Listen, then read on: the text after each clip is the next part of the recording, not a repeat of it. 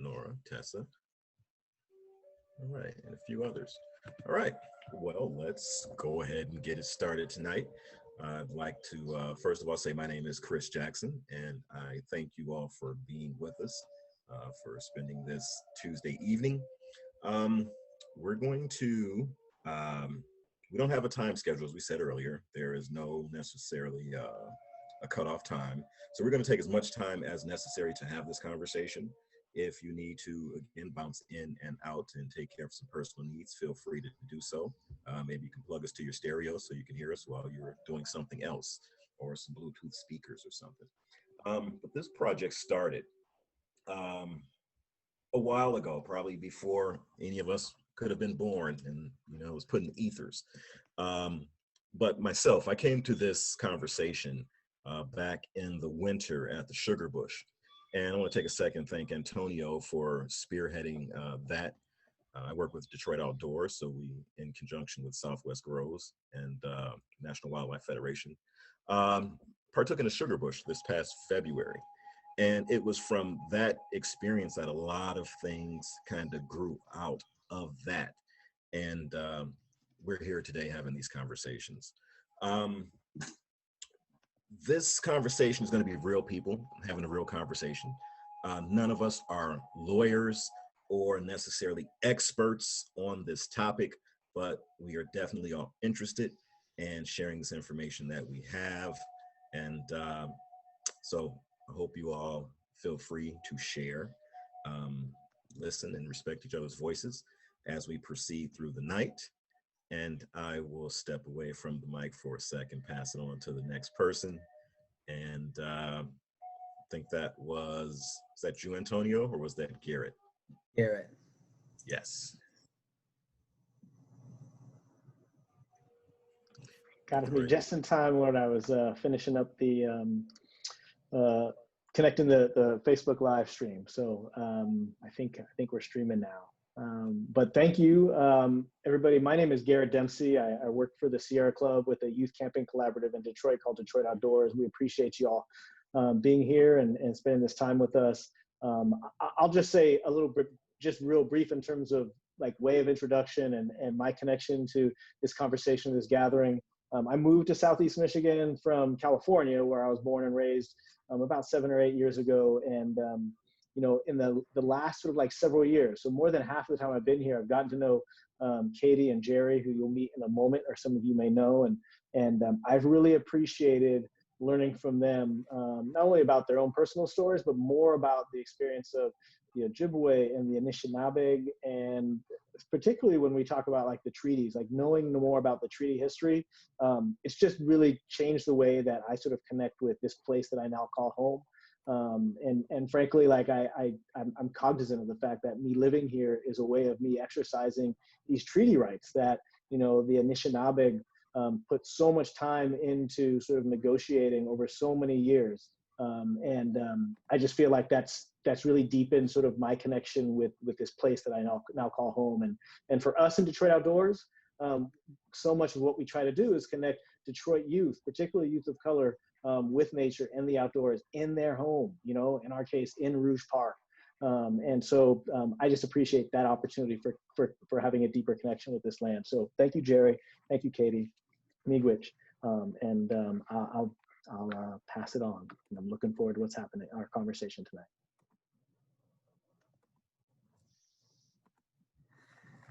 So my name is Antonio Cosme. I work with the National Wildlife Federation. And, my role in all of this has been largely just traveling between communities, connecting people. Chris kind of gave you a bit of the history, but Jerry and Katie have been working in Detroit for the last 4 or 5 years, first starting with Youth Connect, and then kind of meeting Garrett, and they kind of like had started developing plans for working on projects together, written some grants together. And 2 years ago or 3 years ago, I started tapping maple trees in the Rouge, and we had the idea of actually initiating a sugar bush because there's a really nice population of maple trees in the Rouge. And Jerry was somebody I had come to know through the Intertribal Food Summits, and we approached him as somebody who could help us kind of kick off our Detroit Sugar Bush. And here are actually some photos from that. Here's Jerry teaching us how to tap trees, and us actually going into the Rouge and making maple syrup with Black to the Land and a number of groups. And we've had the opportunity to travel up to Jerry's farm up in the Keweenaw Bay Indian community, which is like, there's Michigan right there. It's like up here. Yeah, it's been really wonderful to develop this relationship between urban folks in Detroit, urban Native folks, African-American folks, and the Native community more broadly. And that's a big part of, what I think my role has been, is to try and weave some of these webs together and help, work on some projects with folks. And if you guys are interested in following more, check out Black to the Land Coalition on Instagram. And it's a bunch of us. Tefira is gonna talk a bit about that next. But yeah, thank you guys for coming, and look forward to conversating. Thanks, Antonio. I'm loving these pictures. Yeah, my name is Tefira Rushton. Everybody calls me T if that's more comfortable for you. I work at an organization called Keep Growing Detroit, which is an urban farming organization in the city. We operate a 2-acre farm right down in Eastern Market, and we also support growers across the city. Right now we have about 1,900 gardens enrolled in our programs, and so we do our best to support them with seeds and transplants that we grow at our farm.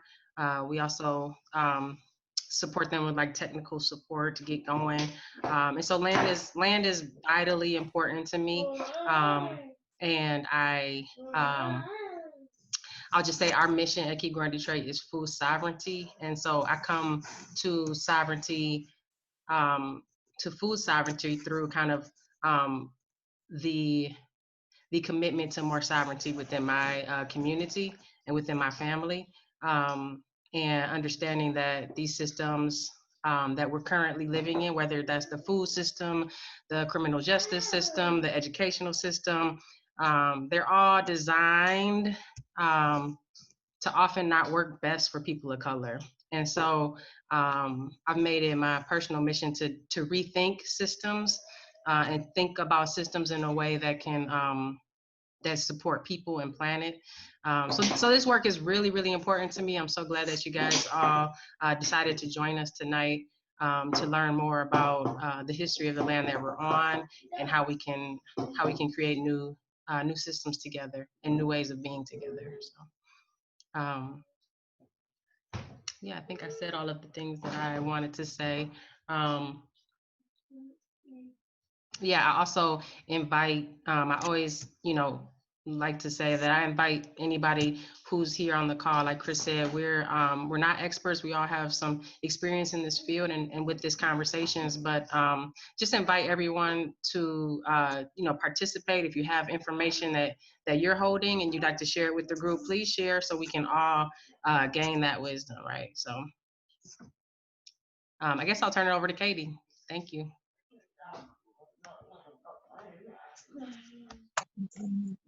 Yep. Okay.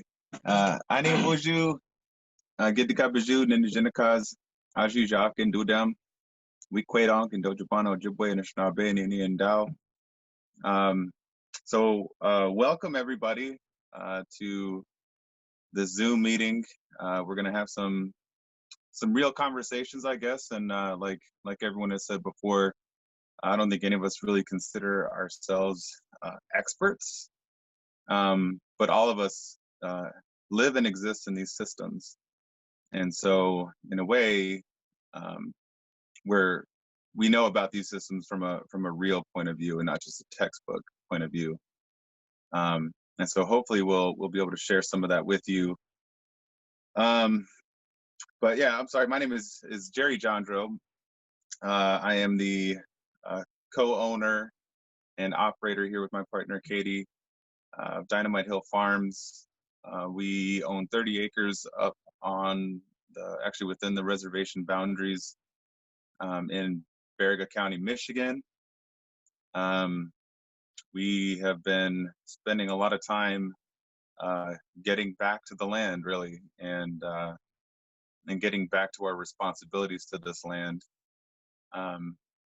We're both, I guess, professionals in our own right and educated, but we also recognize that existing in those professional spaces, it also takes us away from the land, and it takes away from our responsibilities as well. So last year, Katie and I both jumped in headfirst into Dynamite Hill Farms, and really what we're trying to do now is produce traditional foods in a good way. There's an economic component because we're still stuck in the system, like T had mentioned earlier, and so we have a mortgage and we have bills that we have to pay. So we're still existing in that space, but we're trying to step away from that as much as possible. And so with our business model, I don't think we really have a business model either, but we're trying to live with the seasons, and we're trying to produce with the seasons. And we're grateful for the gifts that are shared by our surroundings. And so we're not out here to maximize our profits. We're not out here to squeeze every ounce of sap out of those trees so that we have a bigger return that year. But we're trying to live in a good way again. And I think through some of these conversations that we're going to have here, that Katie's going to go into, hopefully you'll understand that a little bit better. We talk about our responsibilities often, and I know Katie's going to talk about that as well. So we're really trying to get back to our responsibilities to this place as Anishinaabe people. And we're including language, we're including the culture that surrounds all those foods, and the ceremony that surrounds all those foods, and the celebration of this place in life. Just as a heads up too, because I don't think this was mentioned before, but we're planning on doing some breakout sessions just to kind of break up this presentation a little bit. And so we'll be grouping people together in little side rooms. Hopefully everyone's willing to participate in that. You may want to bring a notebook or something like that to jot down some of your ideas. We hope everyone's respectful with one another. Again, I don't think any one of us are experts necessarily, but we all have our own experiences that we can share. And so if someone's willing to share that with you, you should respect that. At the end, we're going to have a reflection of everything that we've sort of discussed today. And we'd really like to hear from all of you too. So at the very end of this, everyone will get a chance to, if they're willing, to sort of share their thoughts as well. And even while we're having this conversation, if you want to, send in some questions into the chat box, or get our attention one way or another, we'd really like everyone to participate as much as possible. So if there's a point that you really want to make, you'll have an opportunity to bring that up at the very end, or to share it with your groups during those breakout sessions.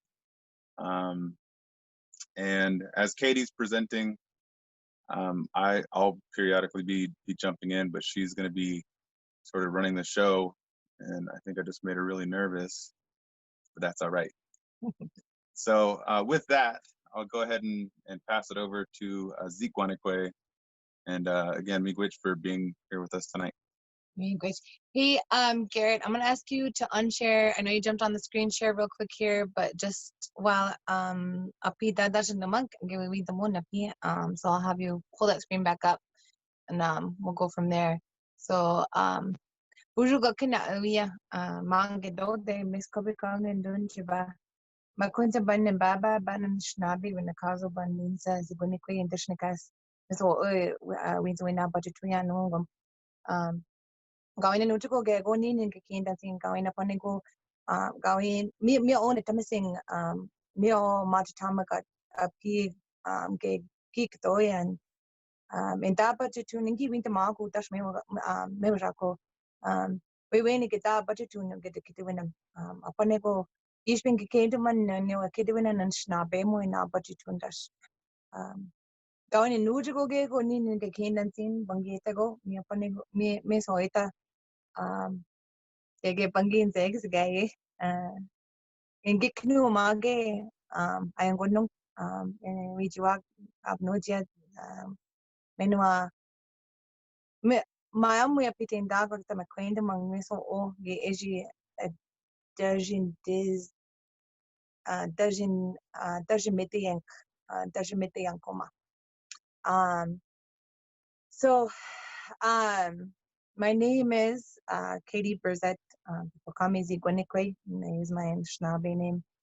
I'm a Loon Clan member from over the Red Cliff Band of Lake Superior, Ojibwe, and we take the time. So this has been an ongoing conversation for us, the folks that have just introduced themselves for the last, as they kind of pointed out, last even couple of years. And that conversation that we've been having, we've been realizing more and more as the conversation has extended and moved along, that there are so many people who are not only in need of this conversation, but have so much to contribute to it. And very often we don't get to have the time, make the time, have the space to have these conversations together. And so we were presented with this very unique opportunity. We had originally came up with some of these ideas, these cultural sharings, these story sharings, because we had heard in the times that we were talking together, these stories are coming back, these stories are the same.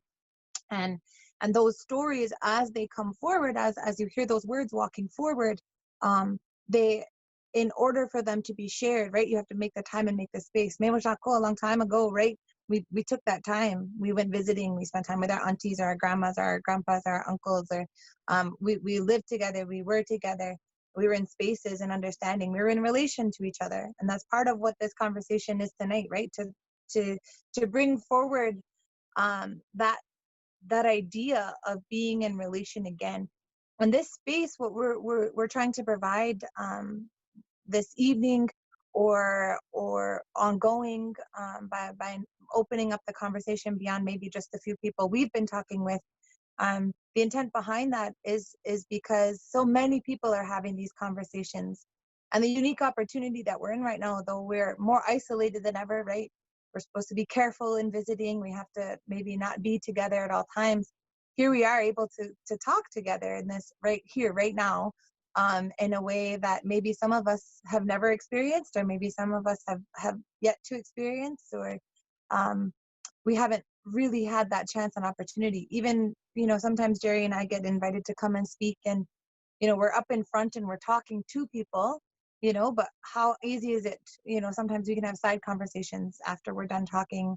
Sometimes we can come together and folks can come and visit us up here on the farm and whatnot, but very often we don't get to really have that interactive space. And so it's been our goal, this smaller group that we just introduced you all to, it's been our goal to maintain this conversation, to introduce it to other people, and to hope that it's an ongoing space that can perhaps bring more voices out into what we're trying to do here.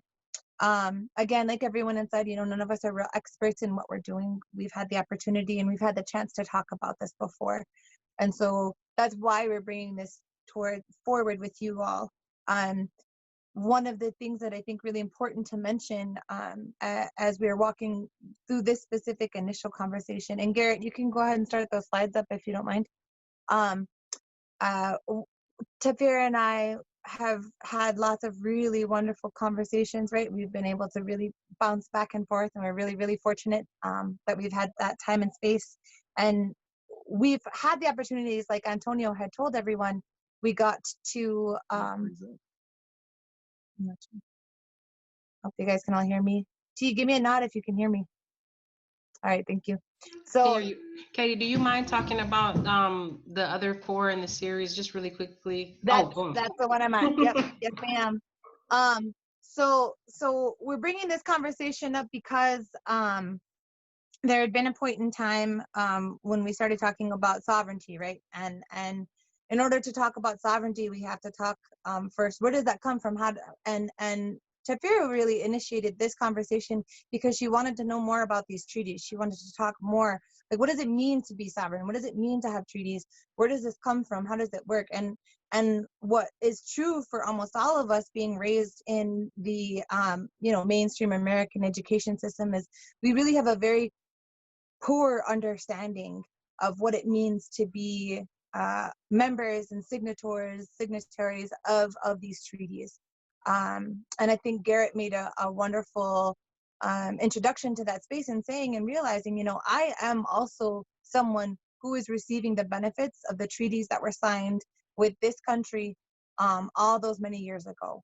And so where this conversation, there was more of a conversation about, we've been talking about food and food sovereignty. A lot of us are coming from this space of food and land sovereignty, and what does that look like in where we come from.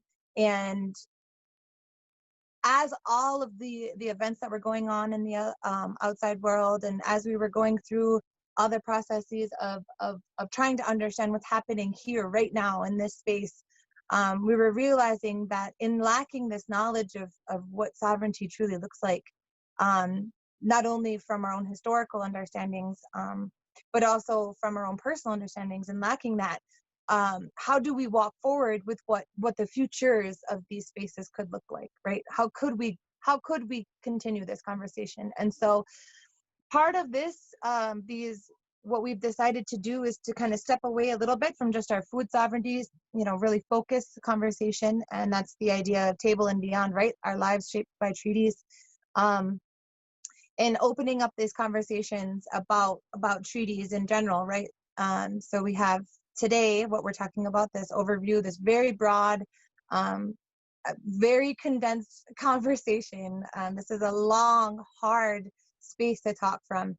And one of the things that I think Jerry and I joke all the time, right? If you are an Anishinaabe person, you've got to try and get yourself a law degree, a treaty degree alone, a medicine degree, or you have to go through a language degree. You need a cultural degree, and then on top of it, you have to become a learner of the settler colonial perspective of what is important and valuable to know. And that's a lot, right? That's a lot for a person to just absorb by themselves. And we forget that a long time ago, all of us, we all used to carry pieces of this knowledge, and we used it all together. We came together. There was no such thing as just one expert, right? There was someone who was good at speaking, and there were people who were good at singing, and there were people who understood themselves as storytellers, and there were folks who could remember, and there were folks who could, our artwork and our food processors, our decision makers, our hunters, our educators. Everybody had those spaces, but it wasn't in isolation. It wasn't by ourselves. It was people who were doing this work together. And we aren't afforded that opportunity anymore. And so many of our conversations stemmed from this space of realizing that we're not in relation anymore. We don't get to be together anymore. And so that was our hope, was to kind of open this conversation up a bit more, have other people involved in this space. And I myself, I'm just talking today because I am the grad student who works with Dr. Martin Reinhardt up at NMU, and I happen to be a background, and I can do the research and put it on a PowerPoint slide for you guys. That's all. That's the only reason why it's my voice today. And we need your voices. We need other people to participate. I need folks to kind of interrupt me and pull me off, because I get very historian sometimes, and I get really excited about, oh, and guess what? Oh, and this happened. Oh, and guess what? And I like synthesizing that information and bringing it forward to people and helping them see, hey, what if you looked at it from this point of view? So that's all we're really trying to do just today. We are hoping to have 3 more conversations in October, and we're going to be setting the dates for a conversation about treaties specifically affecting the Detroit area. And so that'll be our October conversation. And then in November, what we'd like to do is step back from the Anishinaabe point of view and start sharing that African American Black identity and understanding of what does it mean to be, from your own perspective, sovereign. And so bringing forward a conversation about land sovereignty and food sovereignty that can come forward and be joined alongside these conversations we're having, not only today, and then the specific treaties affecting in the Detroit area. And that would be our November conversation, so that we can kind of all be on that same page and come from a place of knowing. Because we all know we've been neglected, right, in our ability to access that information. And the goal of that is to come all together in December and have what we'd like to call the Treaty of the Futures, right? We're going to be bringing forward and inviting some of the, I don't want to say experts, but folks who have, some good contributions about the what it could look like if we came into treaty with each other, if we came into relation with each other. We just had a question on the Zoom. How is it that we'll get these dates? We will be making an announcement very soon. We'll be settling those dates. I think in the next week, I believe week or so, we'll be pulling those dates out. We need to make sure we have the folks who need to be in those conversations before we can set those. But we do have everybody's information who have registered for this conversation, and so we can send a mass email out that allows for everyone to know when these next conversations will be happening. I could jump in. We could jump in real quick. Yes, please. I think one of the big goals for us is, as folks who are in these various movements, is to build relationships. Physically, we're very far separated. Those folks in the UP and the reservations, and folks in urban communities like Detroit and the cities all over Michigan.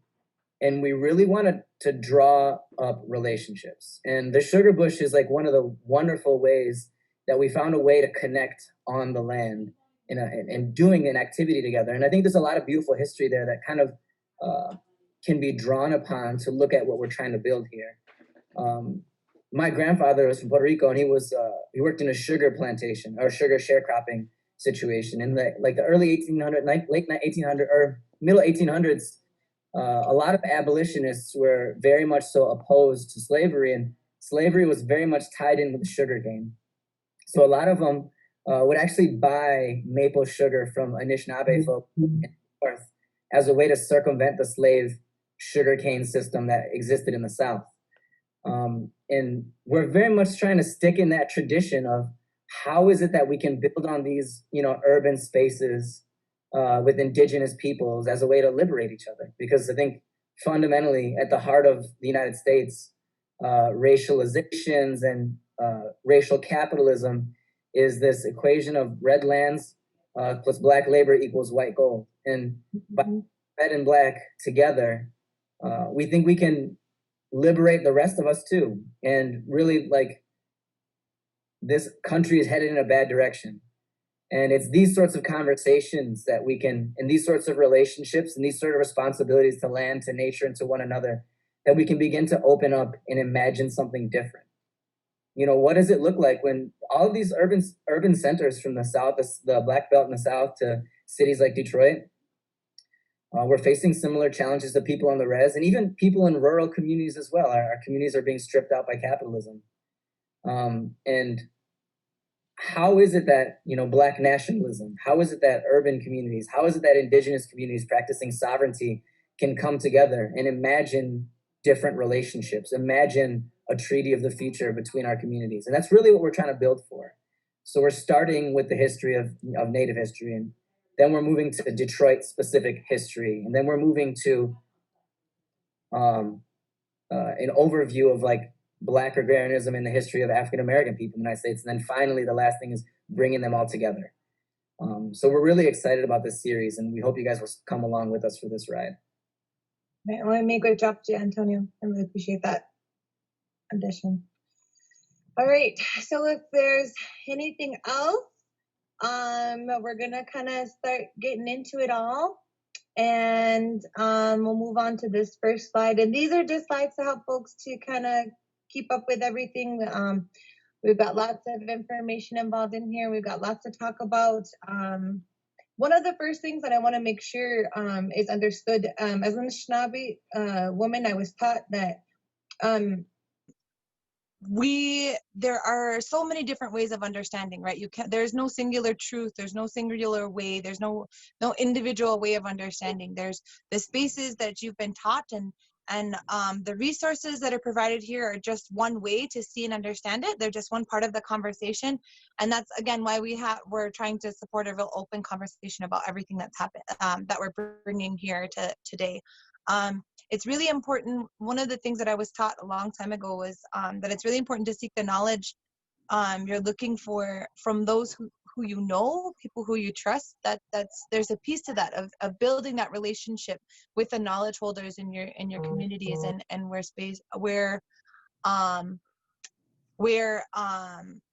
where you are actually getting some of that information, and especially now as learners today, we're trying really hard to find knowledges that are lost or hidden, purposefully kept away from us. And so it's really difficult to know, where do I look? Who do I look for?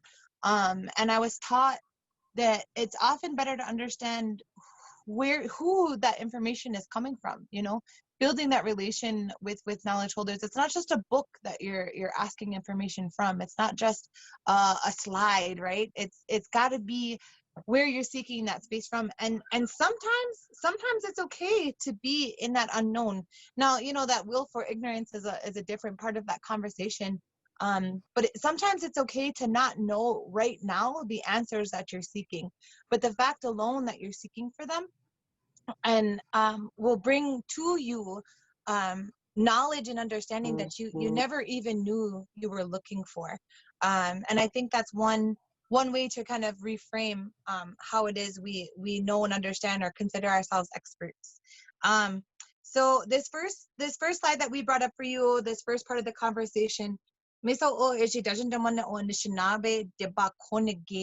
so an understanding of Anishinaabe or Indigenous law, and a big understanding from that space is we need to really it speaks to the ability and the rights to sovereignty as a whole, and these concepts are far different than the settler understanding about what law and order actually define. So if you look up the definition for law, it's defined as the system of rules which a particular country or community recognizes as regulating the actions of its members and which it may enforce by the imposition of penalties.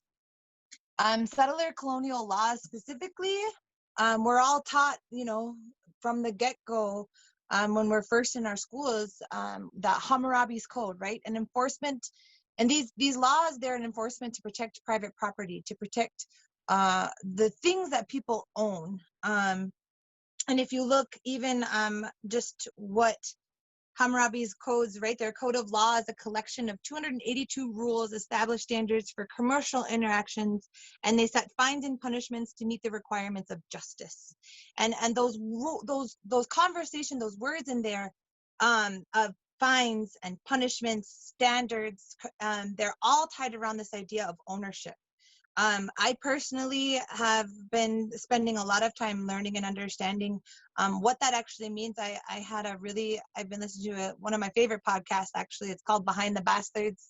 And the guy on there calls himself a recovering Republican, born and raised white guy down in Texas. And I really dig him because he has a lot to say and a lot to look when he looks very critically, not only in his own history, but at all of our history as a whole. And they had this wonderful mini series, and Chris will be adding this into the chat for us. It's called Behind the Police, and it's a 6-part conversation about the history of law and order in the United States. And it speaks a lot to that idea of what law and how we understand law comes from the protection of things, comes from the protection of property. And that isn't really where, if you think about Anishinaabe, Debakunagewin, those understandings of what structures us as Anishinaabe people, it doesn't come from, we don't come from that same space. So Jerry and I like to share a story. A lot of folks call it the original treaty. But it's an understanding of some of the original agreements that were made. And this treaty, or as what people would have called it, a treaty, it was a conversation that started with the I don't know, do you want to, the original treaty one? Yeah, sure. Yeah. So I'm gonna have Jerry jump in on this one real quick. So this one first. Yeah. Okay, we'll talk about Grandma's Law a little bit later. In a minute here. So I think I kind of mentioned this a little bit in my introduction about Katie and I trying to get back to our responsibilities as Anishinaabe people on this land. And really where that stems from is an understanding of where we are in relation to everything else around here. According to our stories and our creation stories, and also in some other creation stories that are not Ojibwe, we were the last beings to be here on this earth. And when we had showed up, we were just in our birthday suit, as is. And everything else that was here in creation had already had their original instructions, and they had already had a good way of living before we were even here.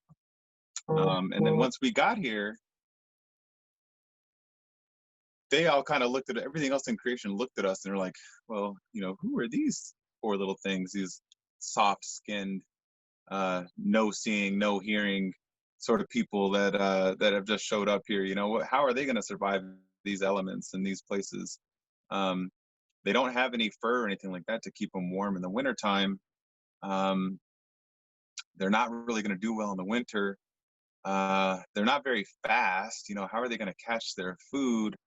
They're not very strong. If they get into a fight with something, they're probably going to lose. So how are these poor things going to exist? And so in that old story, it talks about this council of beings that includes everything that was already here before us. That includes everything, not just animals and not just plants, but everything that was here, or that is here. And they held a council, and they started talking, like, what are we going to do about these poor Anishinaabe, these poor human beings that are here? They're ill-equipped to survive. Are we just going to let them perish and try to scrounge around and eke out an existence here, or are we going to step up and help? And the short version of the story is that they all individually stood up and said that, well, we'll help the Anishinaabe people, and these are the gifts that I have, and these are the gifts that I will share with them, making it possible for human beings to live here. When they approached us with these gifts that they were willing to share, they also asked something of us as human beings, and this conversation we refer to as the original treaty, because they are sharing something with us, and in return we have to share something with them. And our part of that treaty is that it's our responsibility to take care of this place. It's our responsibility to help those things around us, because we recognize that if everything around us is healthy, then they're going to be able to help and maintain our health too. And so when we talk about our responsibilities today, that's still in reference to that original treaty. That treaty has never been abrogated. It's never been broken. Everything around us is still sharing their gifts with us so that we can have a good life. And really the only beings party to that treaty that have been slacking on their responsibility has been us. And so we're trying to remember those responsibilities and get back to those ways of taking care of this place. And so that's kind of like the original treaty that we refer to oftentimes. When we have these conversations about treaties, you know, everyone kind of tends to fast forward to treaties with the United States, but we as Anishinaabe people had a treaty right from the beginning with everything around us, and that was sort of a way of establishing, you know, rules, I guess you could say, and what our place was and what our responsibilities are.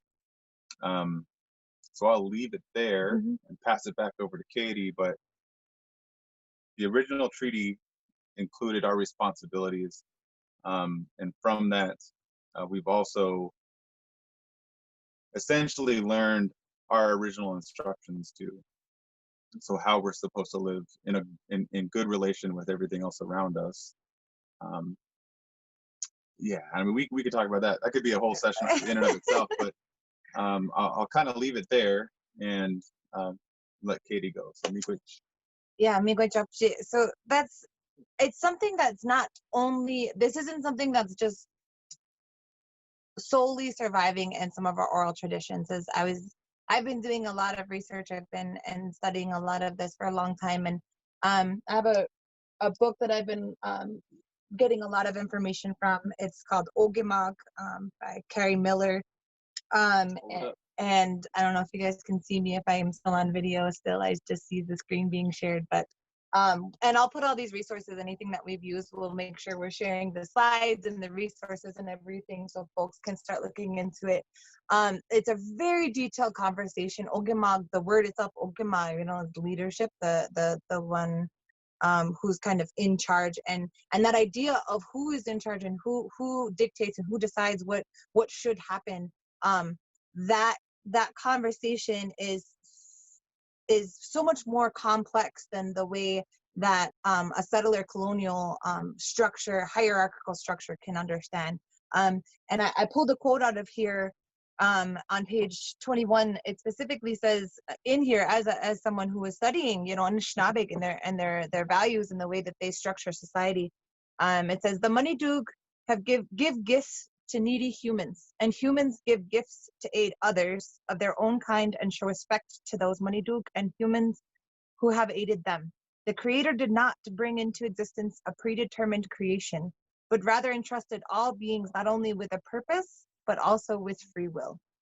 And so this is something that was well understood, as Anishinaabe people were showing themselves in relation, well understood from our point of view. Maybe we should also like define Anishinaabe in that Oh, term, yes, sorry. maybe people don't know that. That's right. Thank you, Jerry. He's good at reminding me of some of these terms. We use the word Anishinaabe, and you'll see it right there up on the screen, that title there, Anishinaabe. We are Ojibwe people, right? T and I let you know that we're Ojibwe from here in the Great Lakes region. And Anishinaabe is our term, a very specific Ojibwe word that means indigenous or original, the original people. And we use that term. It means people, really, but in context, it refers to Native people. Native peoples and indigenous peoples. And there's so many controversial terms being thrown around now. And people, what does indigenous mean? What does aboriginal mean? What does it mean to be red or black, or all of these different conversations? And that terminology is difficult, right? And so much of what we've tried to do is to take back the words that we know and we have that allow for us to say what it is we actually mean. And Anishinaabe, Ojibwe, and those words that we were given originally by Creator, those words speak to not only what our heads are trying to say, but our hearts, our spirits, all of these, our entirety as beings. And so that is why we specifically use that word Anishinaabe, and we chose to use that today as we were bringing forward this conversation. So thank you for reminding me of that. And also, too, for those, because you never know where people are at in their understandings, but Ojibwe people and Anishinaabe people, that also encompasses the Odawa or the Ottawa and the Potawatomi or the Potawatomi people were considered the three fires, and we're essentially the same people that migrated west, and then we split off when we got to the Great Lakes, and the Ojibwe kind of went north, and the Odawa kind of went to the middle, and the Potawatomi went south. But we all consider ourselves Anishinaabe or Anishinaabeg, which is plural. Also, for those of you that don't know, there's the other anglicized word for Ojibwe is Chippewa. So if you ever hear, Chippewa being used, and I know there's some universities that use it, some towns that have it, but all Chippewa is basically like a anglicized version of Ojibwa. So just so you know. Yeah, trying to inform as best we can. So that conversation, right? So we talk about it, and we have a long oral tradition that teaches us that reciprocity and living in relation is what has designed all of our understandings here on this space as Anishinaabe people here where we live. And we're going to transition over to this next conversation in relational law. Oh, yes, Maniduk. Yeah, sorry, Jerry wants me to also give an additional information. So Maniduk or Maniduk, that word is translated into English as the spirit or a spirits. It is the terminology, I struggle with that and really understanding what does it mean to be like those Maniduk, right? Because when you think about that translation, it translates because the folks who came here to give those translations, when they came through, they were bringing forward their own perspective. And so to describe an essence or an existence, the best translation that other people had was spirit and spirituality. But as Anishinaabe people, we wouldn't separate that necessarily, right? We wouldn't pull who we are as a person, my vessel, my existence, as just me and then my soul, right? Or my spirit. And a lot of people will talk about the spiritualization of like a tree has a spirit and tobacco has a spirit. But then we also can talk about stories. Adisukanak, they're spoken with this animacy that also talks about the spirit behind it, right? Those Maniduk, those are the ones that you're offering them to. And so that word, when we say Manidu or Maniduk, that's usually what's in reference to. But it has such a larger existential understanding that goes beyond just the simple English translation of how it's understood, maybe from that mainstream religious perspective. So and even within that explanation that she pulled out about giving gifts to needy humans and humans sharing those gifts with other humans and humans sharing with the other Maniduk and stuff like that, that way of life was also misinterpreted by the missionaries and the Jesuits and stuff that came here. They viewed that as worshiping nature and worship, stuff like that, and that's really completely off the mark. It's really about respect and appreciating all the gifts that are shared with us, and then reciprocating and giving gifts back too.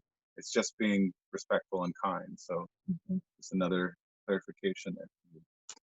So one of the we're going to transition over to this idea of like relational law, and part of one of the things that came up actually recently in the last month, my younger son, he's about 14 years old right now, he was concerned, right? He's worried. So many of our young people, they're worried right now, they're hurting and they don't understand kind of what's happening around them.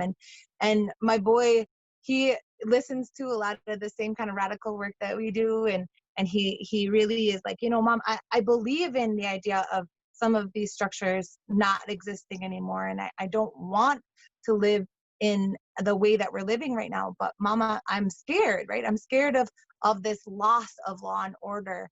I'm scared of losing these structures in place, because aren't the police the things that are keeping us safe right now? Aren't these laws what is keeping the chaos at bay? Isn't that what keeps us safe in our spaces right now? And I had to tell my son, I said, hon, let me ask you this.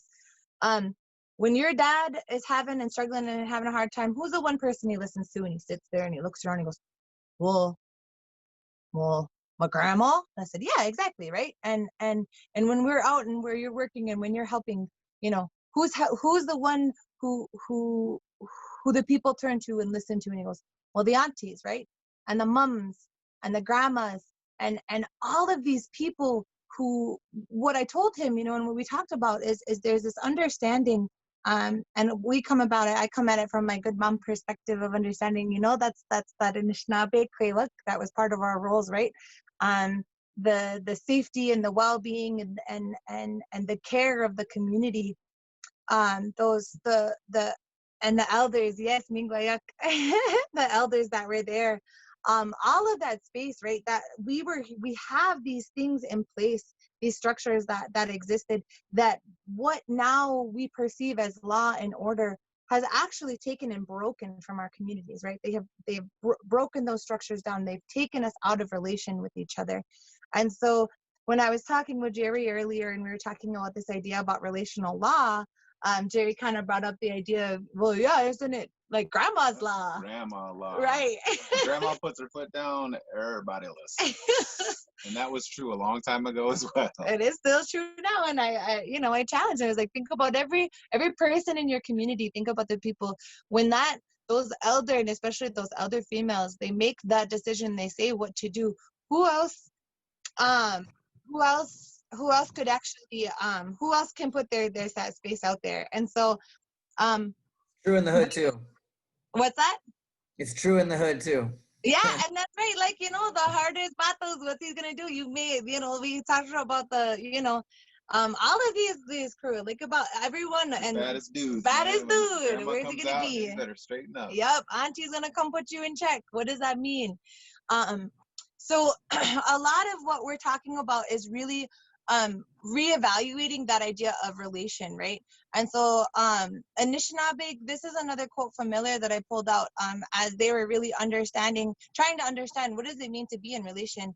And one of the thoughts that they brought forward was Anishinaabe beliefs about their relationship to the natural world, their relationships with one another, and the complexity of the subsistence tasks that supported their relationships, all combined to demonstrate the need for the structured yet versatile leadership system the Anishinaabe had developed.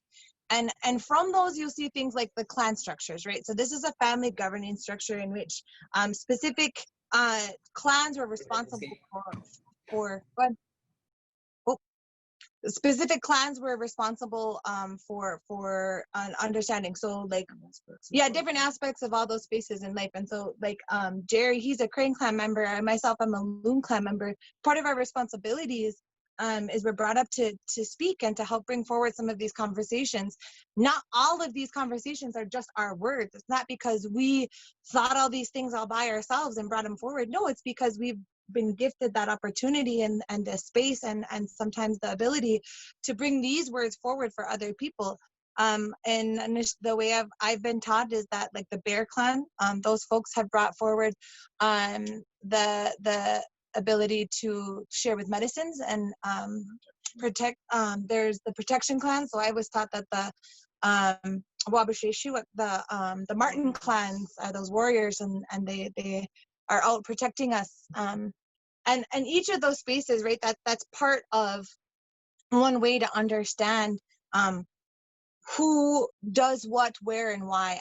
And one piece to understand is that there were three very vital individuals who are not individuals, but groups of people that were always brought forward when decisions were to be made.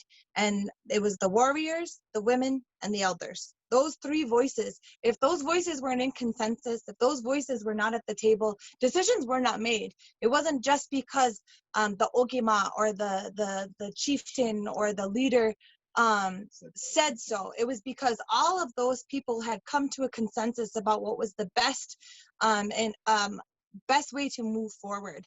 And a lot of that is forgotten or misunderstood or purposely taken away from so many of our communities. And it's because of the breaking of those relations.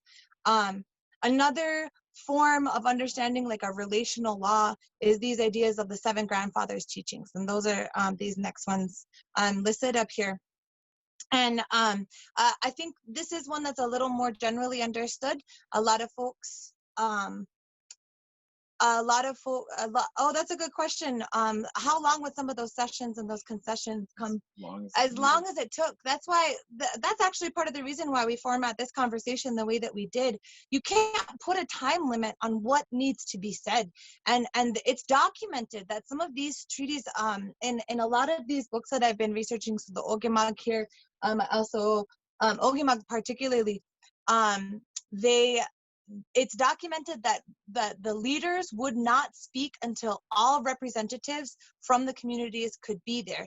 And the representatives often traveled with their entire the community. As many people who were capable of traveling would go to these huge treaty signatures or huge conversations, and it would become, the encampments would be made, and everyone who needed to be there was there and talked and visited, and it could be months upon times, and again misunderstood by these formal Western structures that are like, well, we need this decision because we have deadlines and we've got to pull supplies, or we need to, the winter's coming. Well, winter's coming, then we're buckling down and we've got a conversation to Talk have. to you in the springtime. Yeah, well, there's actually been stories about my community, because we're like, the treaties have already been signed like 1836 on the eastern half of the UP and the northern half of the lower peninsula. But in Keweenaw Bay here, we were part of 1842. So that's like the western UP, northern Wisconsin, and eastern Minnesota.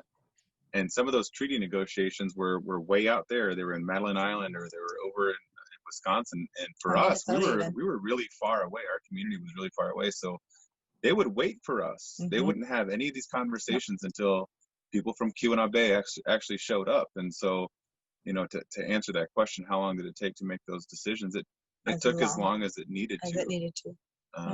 Yeah, and she's right. Like those decisions weren't made unless everyone was there to have those conversations. So, good question. Yeah, thank you for that.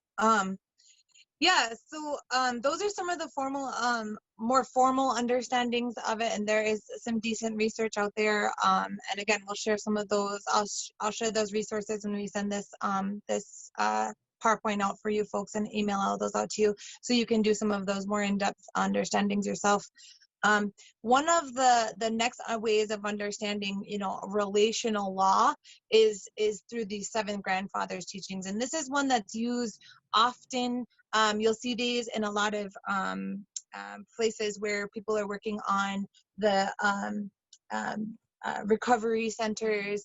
You'll see them in a lot of health facilities. You'll see them in a lot of schools nowadays. You see posters of these regularly, especially in our communities. And they bring forward these 7 teachings, and they're understood in, I'll speak to Ojibwe just in case anyone's never actually heard them. So Maada'oonidiwag is that respect, Zungide'win is that bravery, Debwewin is truth, Goyakwadisiwin is honesty, Debadendeziwin, or, and I put a question mark in here because we're going to have a little language talk here in a minute, Debadendeziwin, question mark. Debwakawin is that idea of wisdom, and Juwainamitiwin is that idea of love. And anyone who goes and Googles these are not necessarily all the words you're going to find, because there's different understandings the way that these are written down. And a lot of times us, especially second language learners, we're coming back to the language, and so we're trying to find and understand what do these words actually mean. And so there's a couple that I went through, and I looked through these 7 grandfathers teachings, and there's one specific, or well, 2, 3 of them that I have specific teachings on what words specifically to use. So Maada'oonidiwag, that one, that respect, that's one that I've heard before. That Zungide'win, I've seen other ways of writing that down, but I was taught Zungide'win because that Zungit is the word that we would use for that strength, and that word doesn't mean bravery; it means strength of heart. Zungide, and that's what that day word is in there. And so I was taught when we were trying to teach this with our students, when I was doing the work and some of the education work that I've done, that is a really good word to use in that space.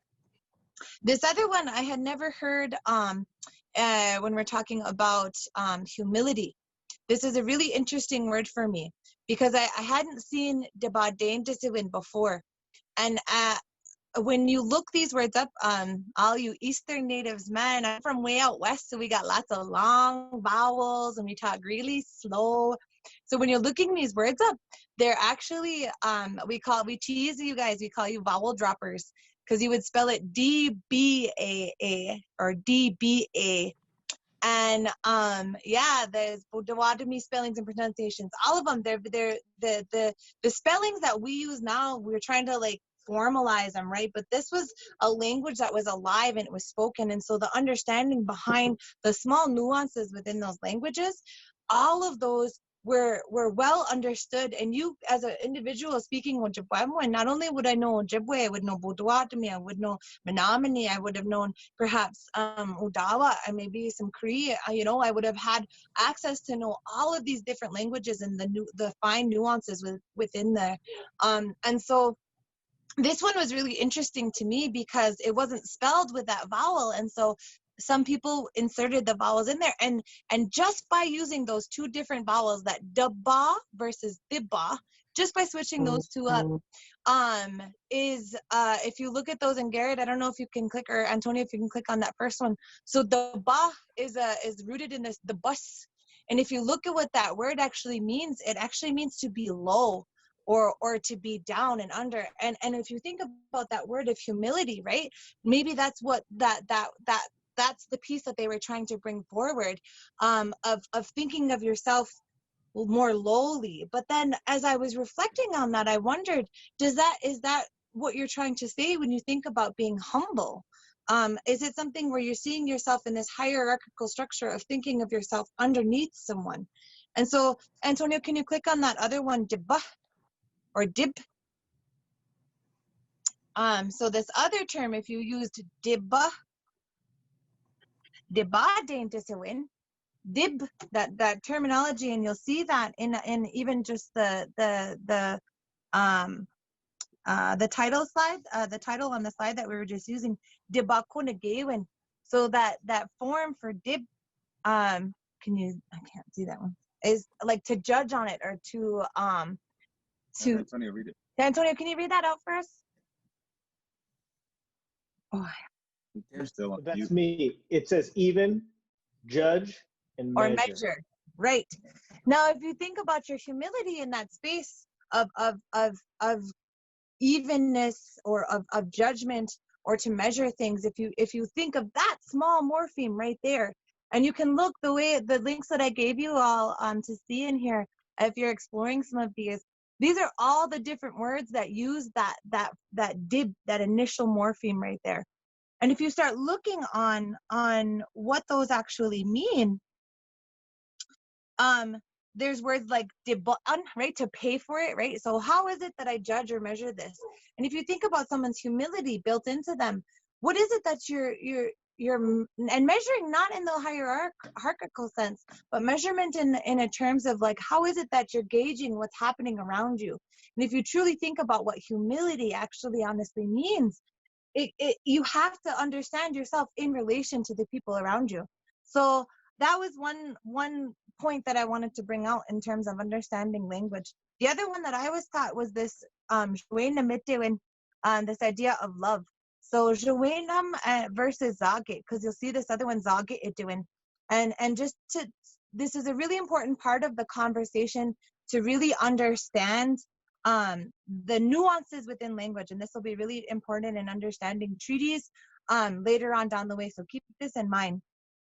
So that idea of Joanam is the idea of love, but if you look at the definition on there, it's to have mercy, have compassion for someone, and that H is him or her, show loving kindness, and to show unconditional love for him or her. And so that idea of Joanam is the way I was taught. I personally was taught, what does it mean to love someone? That's that unconditional love that not only do the Maniduk have for us as an Anishinaabe, but that we have for each other. That love and pity go hand in hand. For as you love someone, you have inevitably pity them, because you care so much for their well-being that anything that could hurt or or bring them down, you want to care for them and bring them up with you. And vice versa, right? For all those that you pity, you also need to love. And so in comparison to the other term, which is zagit, or Maada'oonidiwag, and that term, the way that if you look at this one, is to love or treasure him or her. And that terminology, I was actually taught that over where we come from out west, the zaga'in, nizaga'awiya, is actually to be stingy with your love, because it is actually the term that I was taught to use when I'm talking specifically about like a sexual partner or someone who I don't want to share with anyone else. And that's ninzagi'a. Or no, in Nishawenamag, but for this one, he's mine. I'm gonna keep him for me. And so it's really interesting when you think about just how those understandings, where do those understandings come from? How are people interpreting it? Even what community you come from or the teachers that you've had, you could have those very, very small differences, and the nuances amongst them could really it really change your understanding about what words are actually used. And that'll be really important when we're talking about all of these treaties. The last way, when we go back to those slides, the last space that I was told that could help other people understand this idea of relational law is teachings, the medicine wheel teachings, this idea of balance and harmony. Now, me, I don't have any specific or direct instructions on what it means to be learning from that medicine wheel. Although I've seen it, although I've heard it, I haven't gotten I haven't gotten a lot of that like one-on-one instruction. I went looking around, and it's often understood in all of these different areas. So some folks might talk about how it's the balance of the spiritual and the emotional and the physical, and so spiritual, there's the four. Oh, mind, body, spirit, soul. Yeah, right. So and there are some really good I looked some of these up. What I saw for this idea of like balance and harmony, I've also seen it when we talk about this idea of the four hills of life, right? So the babies, the young children, the children and the young people, the adults and the elders, right? And as you're walking through that whole circle, that balance of life, there's also the conversation of the seasons, right? So the balance of spring, summer, fall, and winter. And what does that look like as you're going through all of that? And so I did pull in some links for other additional folks that Chris can drop in to our chat. So you guys, if anyone's interested in looking at some of them, those are specifically, that one was written by Nicole Bell, and she's an educator out in Canada. I've seen this most often in the education setting as a way to help teach, especially Anishinaabe students, what it means to think in that whole and encompassing way. So, and then another one from Lillian Pitawanakwat, and that was a really beautiful PDF that had a very long and extensive conversation about the medicine wheel and its opportunity to share. So we're gonna take this next moment now to go into a breakout session. We do have kind of a question to kind of guide people through this next one. And specifically, we're just asking folks to kind of introduce themselves to the group. What are your interests? We're really interested, you know, in what are your interests in this topic? What brought you to this event today? And or what is your relationship to the Native peoples, either in your area or anyone, any of those ideas in there. And it's an open, broader one. You know, we're just hoping to allow for some time to share, to kind of take a break from the ongoing conversation, to decompress a little bit. But yeah, that's what we're gonna pull forward right now. And if someone else wants to jump on board and be the boss, I'm gonna take a break from talking. Right. Yeah, Hey. so Garrett is going to be chopping up the people into different groups. So yeah, so just go ahead and admit and go to your room, your little waiting rooms. Yep, and please be aware of the group norms as well. Think deeply and be respectful of each other's voices and opinion. And those breakout rooms will last about 10 minutes, so be mindful of time, allowing, you know, each person to use those voices.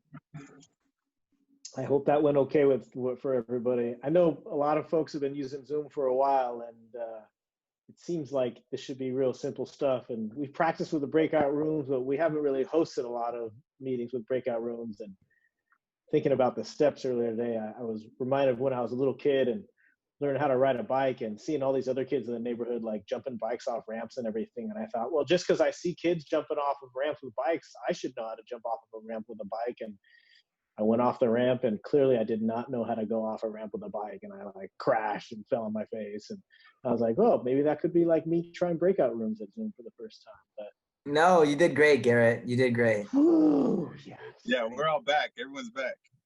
Oh, that's great. It worked out well. Everything. Should I share the well, I'll do what Katie you want me to do in terms of a screen or a sharing or anything. Yeah. So Antonio, Yeah. you want to jump in on this one? Yay, it's Antonio. All right. So I don't know. I think that first breakout, right, was just for us to kind of get a chance to take a little bit of a breather, introduce ourselves, kind of get to know. We're going to have another one here with some more of the information. Antonio, did you have anything else you wanted to add to kind of after the breakout session before we pull everyone back in together? I forgot what I was supposed to say right now, but I was just wondering if you had something.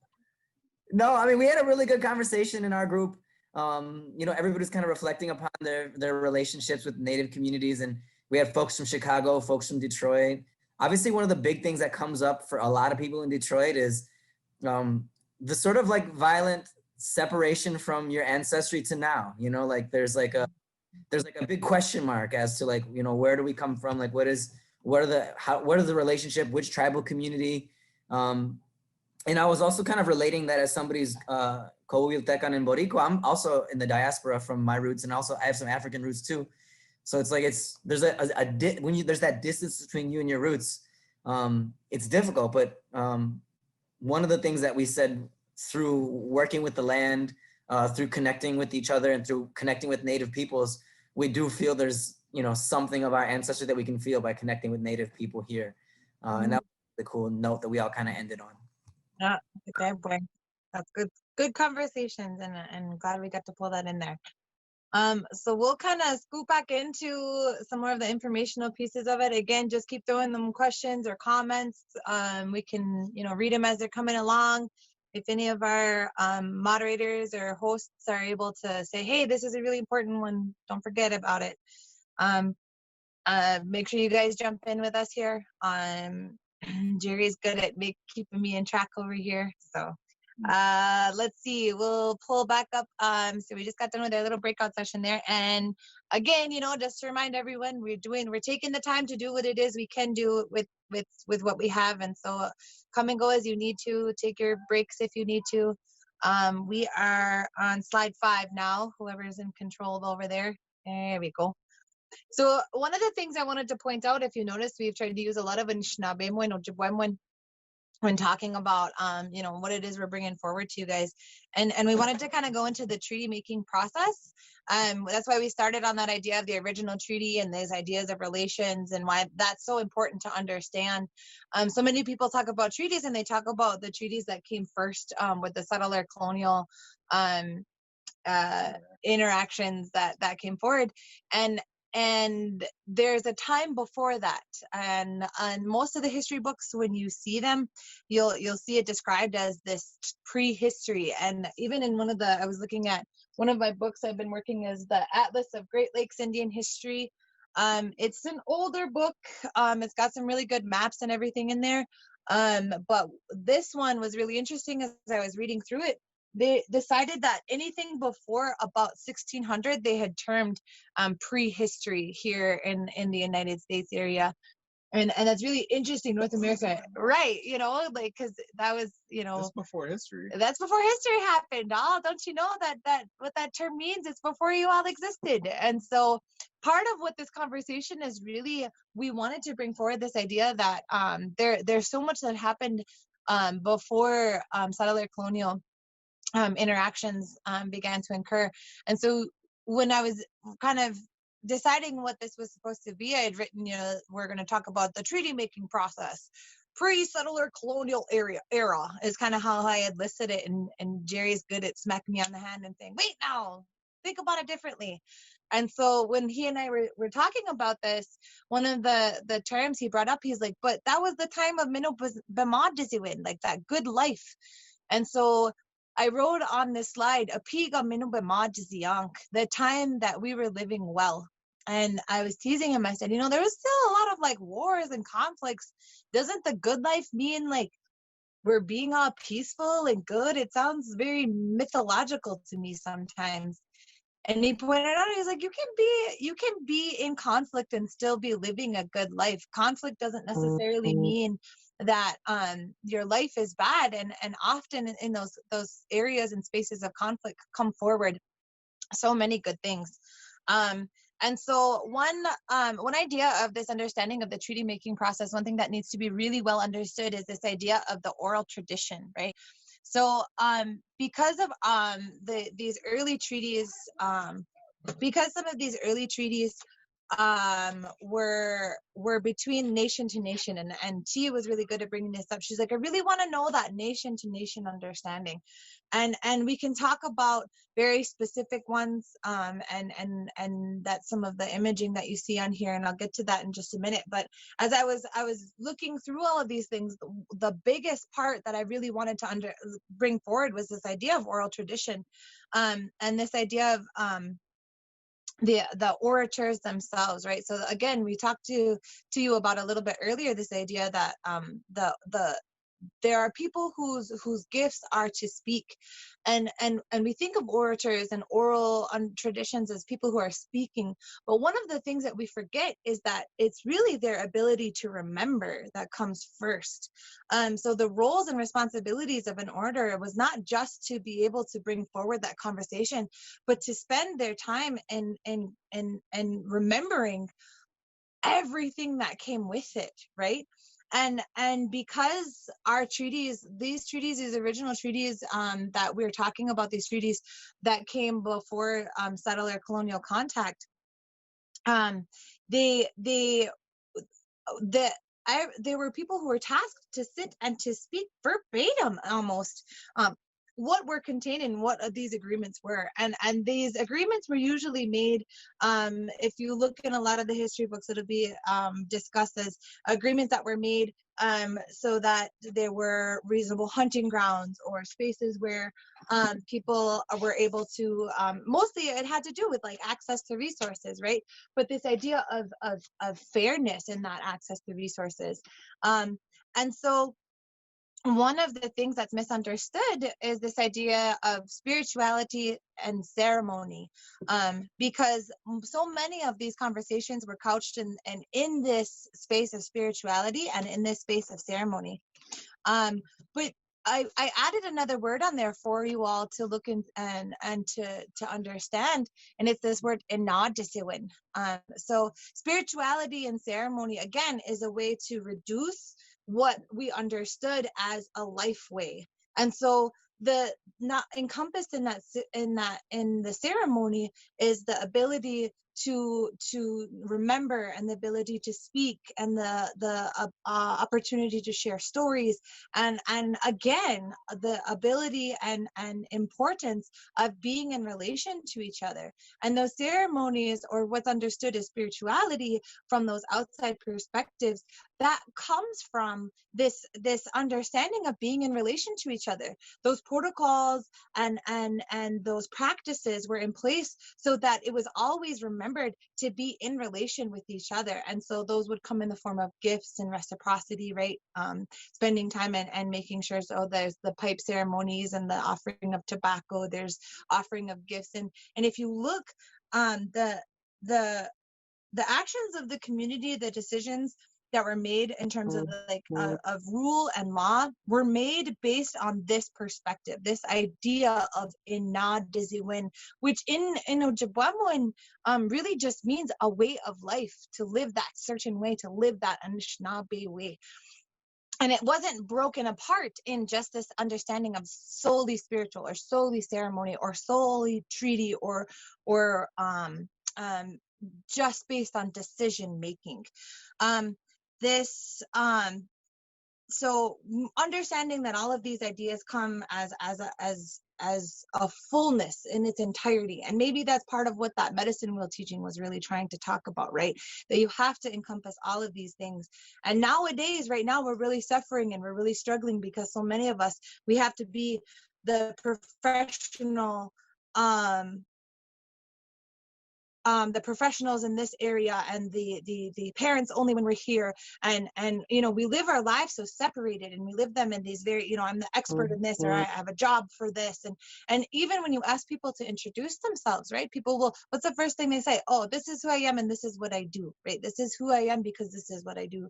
And instead of, you know, that longer conversation about this is who I am, this is where I come from, this is what has influenced me, these are all of the things that define me as a human being. We don't take the time to have that conversation. So I pulled in a couple words. Again, these are words that speak to that idea of the debate or the judgment or decisions. So that first word that I pulled up there, inakonege, when you pull that word up, it's considered a law or a ruling or an agreement. And if you think about the way that those, all three meanings are true. So something that is a law or something that is a ruling, something that has been decided, is also something that has been agreed upon.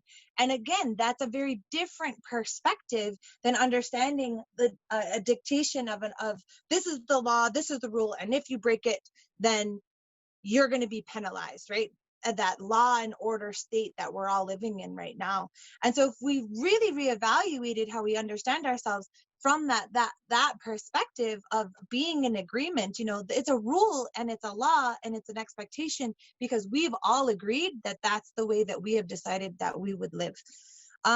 This other word, the next one underneath there, debakun or debakunan, those are pairing rules. To judge him or her is kind of where that comes from. But what does that judgment come from? And if we break that word apart the way that we did earlier, it's even, judge, or measure, right? To take something, to make a judgment, but you're also measuring upon it. And all of those words, ak and enakun and debakun, all of those words are rooted together. And again, those are rooted in that understanding of being in agreement.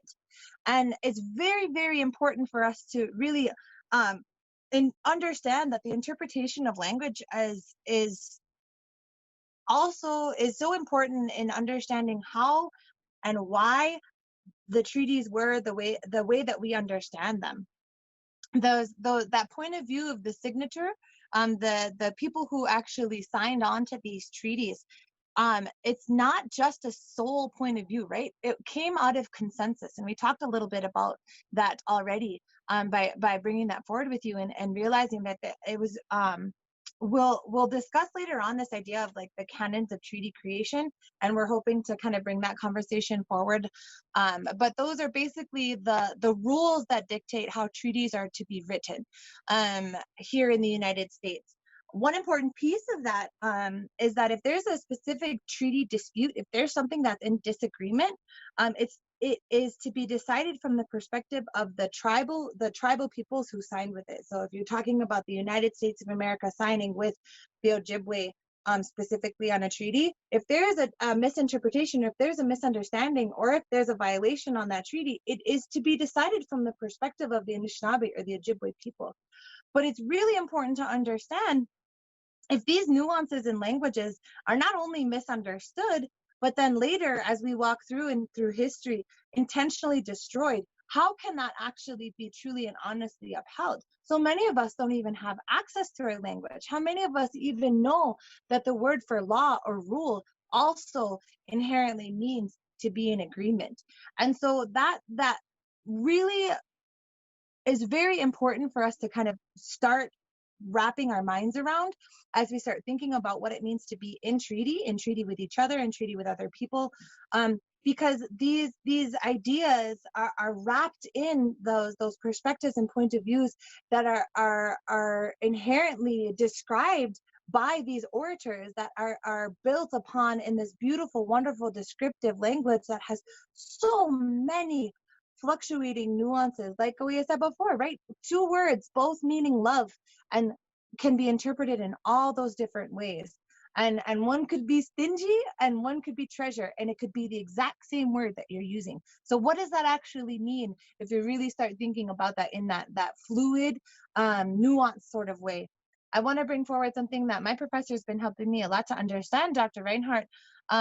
He and I were sitting in his office, and this is just an example of how nuanced this language could be. We were reading, he had me read a piece of a treaty document, and really what the treaty was talking about was irrelevant. We were just looking at this one aspect of the language, and we were talking about in it, they were talking in the language about the Nabaquagan, right? So a Nabaquagan is a necklace, and it's a noun that's considered inanimate, which is another whole lesson, right? Inanimity versus animacy.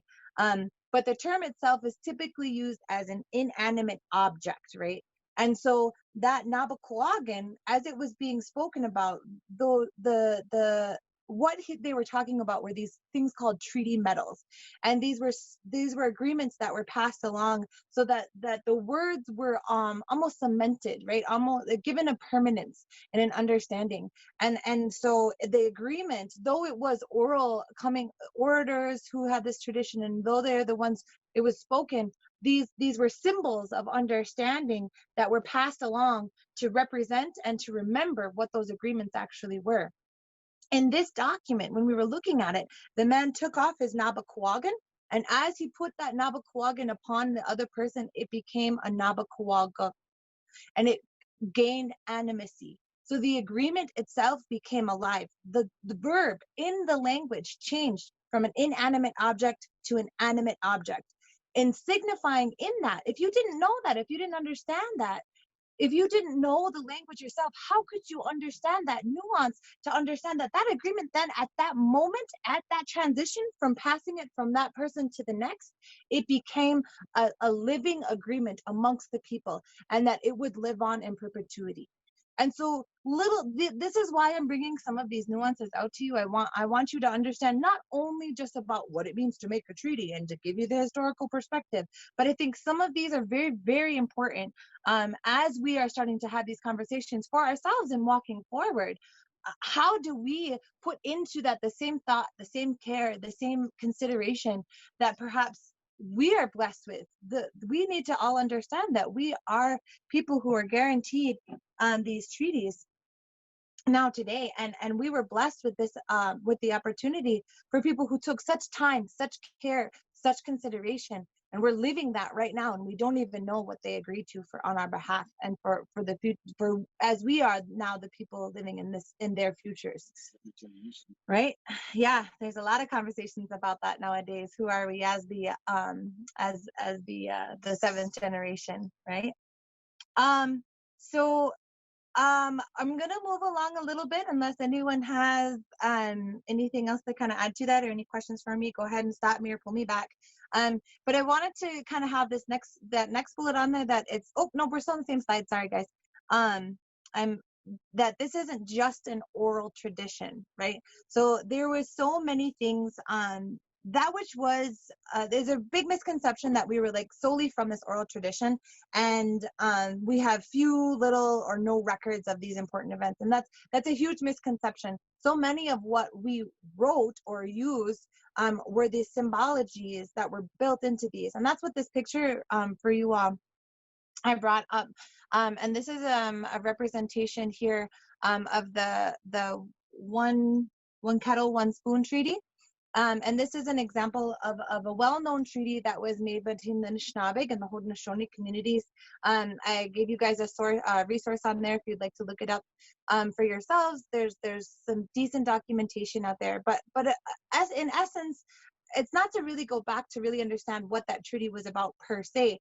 What we're trying to bring forward is for you all to understand that there is so much built into what even you see right on the screen in front of you. Those hands holding, when they talk about, you know, these chains being made or these chains of agreement, one perspective that people have is that it's the chains of agreement that the people have made, that they have linked themselves together and come into agreement with these things, with these ideas and these concepts. Um, what was really important as stuff was being written down and recorded was this idea that we use things like pictographs. We use these what some people call the wampum. That's the Haudenosaunee term. We, as we were doing some of this research and understanding, we were looking in the Anishinaabe, and it would be a migas apikon, and I'll talk a little bit more about that in just a second and describe it to you. But we also had things like birch bark scrolls. And even daily correspondence was used regularly to describe. We regularly had images and understandings and writings that brought forward the conversation and helped people to remember what it is, what it was we were trying to talk about, what the message was, what the point of it all was. They were used as mnemonic devices, right? So if you're looking at some of these depictions and descriptions, perhaps you'll see a depiction of clan members, and I'll show you an image of that soon in just a couple slides here. A Dudamiwag, right? So where your Dudam is from, it would be a representation. Oh, I apologize. Yes, not clan members. Your Dudam members. Thank you for correcting me, Jerry. But that idea of Dudam, right? So we could represent our family right here by giving you a description of our family. I could leave a note on our door that said the crane father and the loon mother and the 3 crane daughters and the 1 bear son and the 2 bear daughters. You would have a full description of our entire family right here in this household, and you would know from that perhaps we had taken a trip down to Detroit to come and spend some time with our good folks down at Black to the Land, because you would show on there the journey that it would take us and where we would have wound up. And that's easily described in that small those simple images, what is considered simple images by folks who are interpreting them. What's really important to understand when you're thinking about it from that perspective is not only were these to help the orators to remember the storyline, the important facts, or the times specifically that they needed to make sure were remembered, but this form of written communication allowed for the fluidity of oral traditions to be alive. And that's really, really important. I shared with you a little bit ago this idea about an Adazukan, right? And I'm not sure how many folks have ever heard of those, but it's translated as a story or a legend or a myth. But what's really important to understand is those Adazukanak, they are considered alive. They have their own manidu or spirit built within it. There's protocol and procedures to take care of them when you want to tell these stories. There's times when you're supposed to tell them. And in utilizing these ideas of symbology, you not only remember the most important dates and facts and times that need to be brought forward, but every time those words are brought forward, they're brought forward and the life of that is breathed back into that story. That language itself allows for those words to never go stale. They're not written down and then that's the end. That's the fact. It is something that continuously lives on and is meant for that time and that moment in which it's being said. And it's a really, again, that's one of those language nuances that a lot of people don't take into consideration when they're trying to study, research, or understand what it means to be in agreement and ultimately in relation with each other. So this next space that I wanted to kind of bring out to you is this idea of amigas apikon.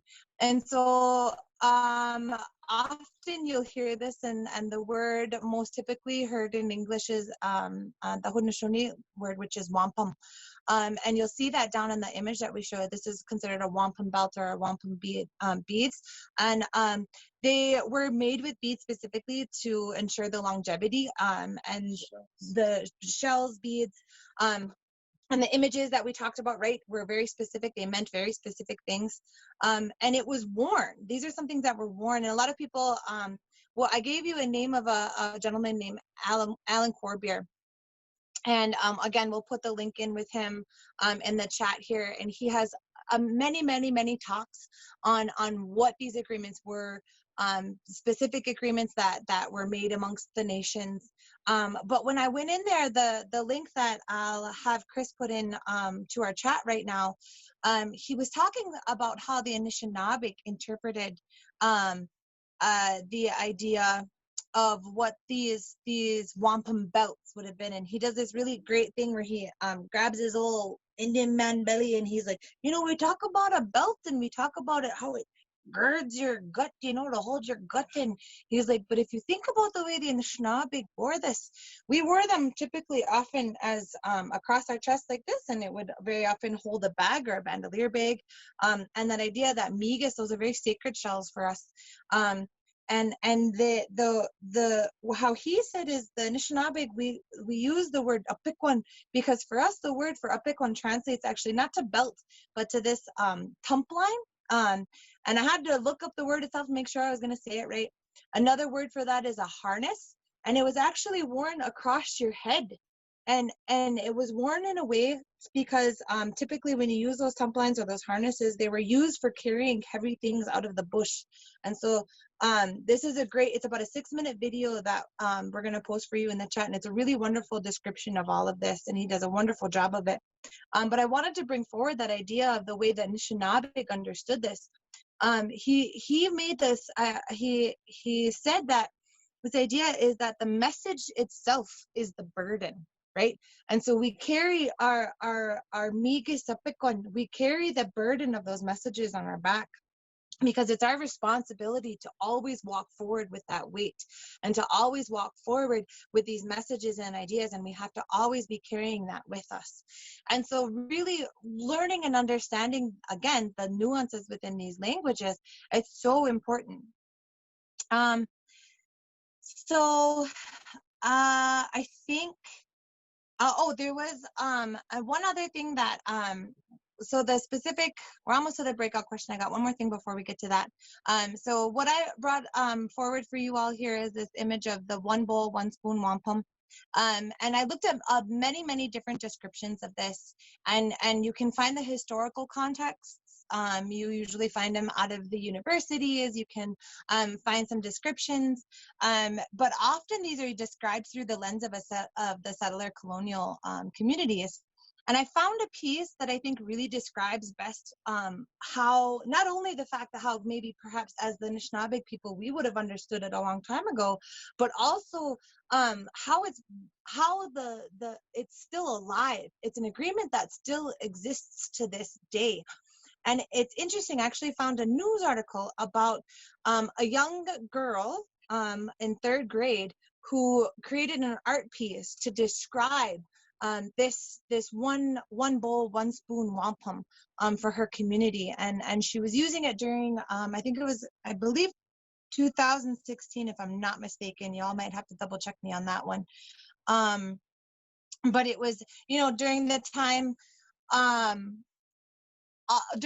period in which the Canadian government was, you know, oh, we want to bring reconciliation forward and we want to have conversations about what's important. And so there were lots of people who were calling the Anishinaabe in those spaces to have a conversation. And so there was some influx of Indigenous perspectives, right?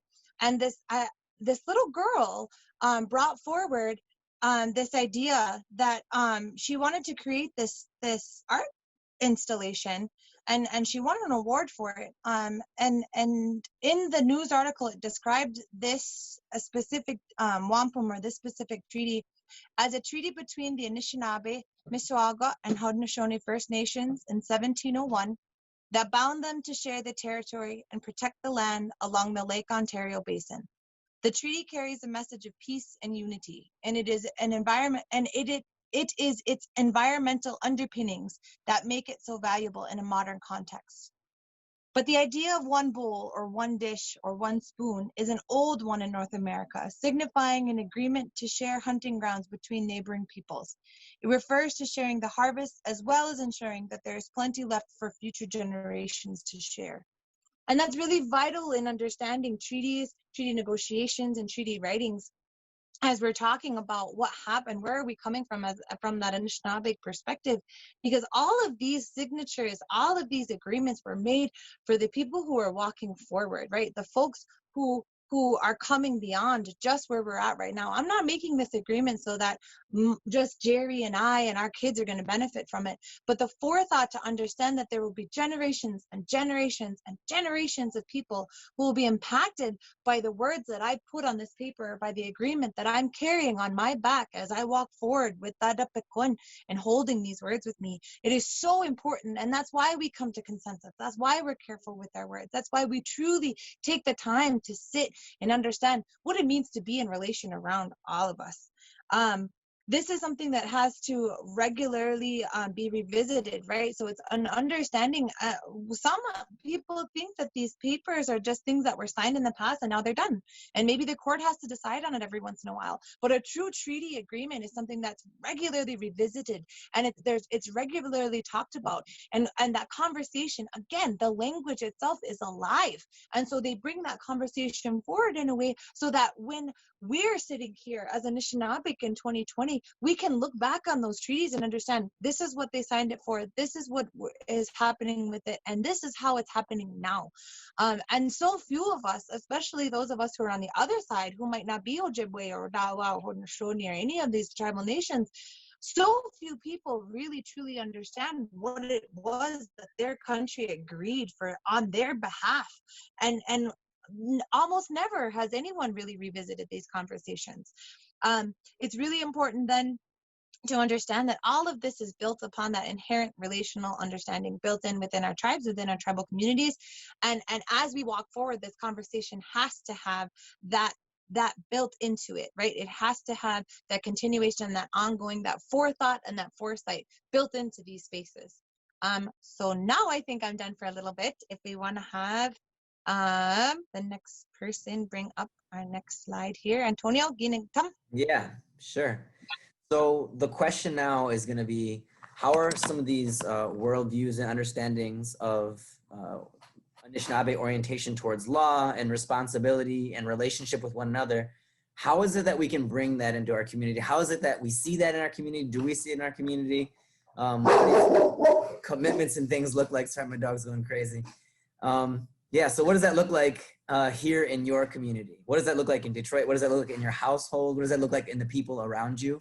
Whatever scale that you can kind of connect some of this knowledge to is what we're doing. So Garrett is breaking us up again into groups of 3 to 5, you know, same sort of idea, just kind of like be good towards each other. And yeah, we want to just talk about like how we see this idea around law and Anishinaabe sort of philosophy and ideation around this in, you know, our lives. So we're gonna I'm gonna keep scooting us along a little bit, but I just kind of wanted to point one thing out because our group had the best conversation ever. I'm gonna be so biased and be like, listen, I don't know what you guys talked about, but our group was like, listen, just let us all eat together, feed each other, be loved, send love, have love. And that is some truth beyond truth, right? Like the idea of being in relation together.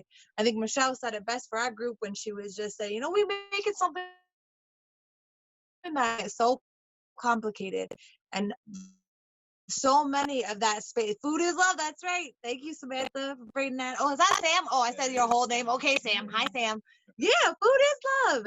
And we don't take the time to be in relation together. We spend so much of our time pulled apart, pulled away from each other. So how is it to have those conversations? How do we bring these hard conversations forward?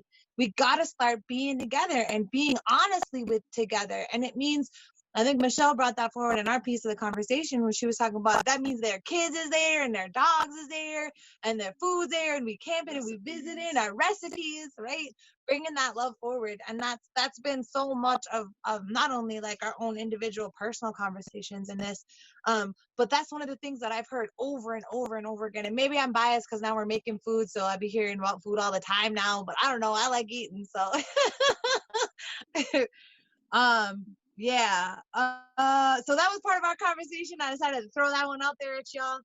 I'm gonna have you guys jump back on that slide so we can kind of scoot this along because we're getting pretty close towards like the end of me keeping talking. Then I get to hear y'all. We'd like to hear from everyone here. So Other groups, anyways. So yeah, this last piece here, one of the things that we're talking about was this idea about the treaty making process, and we use this idea of and we're trying to figure out what's that terminology that we could use, right? And this time period is the time that the ones arrived, the ones who were from different places. And I wanted to pull this term out specifically because we use this term, the people who originate, or the beings that originate from other places. We actually use this terminology when we were describing a term for invasive species, and we were really all put in our place because we were trying to figure out, what does that mean, like an invasive species? We weren't talking about people or settler or colonial or anything like that, but that term came up, and an elder kind of told us, he's like, what makes that being invasive? Who are you to say that person is invading or coming here in that way? Who are you to decide what something is, someone or some being is, it has or can provide when coming to a different place? It just means that they're from somewhere else and that they've arrived here now. And so this is the term that they kind of gave us to use. And that was like more of like an ecological term, because we were working on the tribal adaptation menu, looking at climate change. And, we were searching really hard for this terminology to decide very specifically. And it, like, we're talking about the ash borer and the Asian carp, all kinds of those beings coming forward. And just because, and what got brought up was this idea that just because you don't know why they're here doesn't give you the right to call them a term such as an invasive, like that. That's a really loaded conversation. And so that was part of where we came from when we kind of titled this slide, because this idea of, like, what is a treaty kind of changed at this point in time when we're talking about this space and time in history. Can I also mention too that using that term though too, that kind of the way we talk about invasive species, I don't want to necessarily just pin that on people per se, but I think when you think about it from an ecological perspective and what an invasive species can do to an ecosystem, it can be very destructive. And so when I'm thinking about invasive species and settlers that came here, it wasn't necessarily the people that was the issue, but it was more of hang on a second, she's hitting stuff.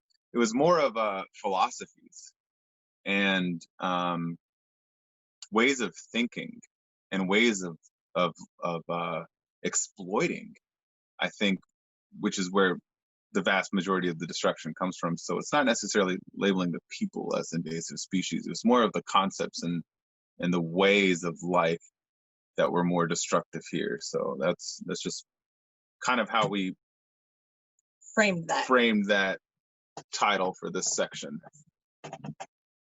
So you're good. So yeah, the next piece, the next part of this conversation, we wanted to provide just a little bit of the definition for y'all, like what is a treaty, right? And so I was using the book, The Rights of Indians and Tribes by Stephen Pavar. And so this is another example of some spaces where you could go to start getting like a better understanding of some of these very technical terms.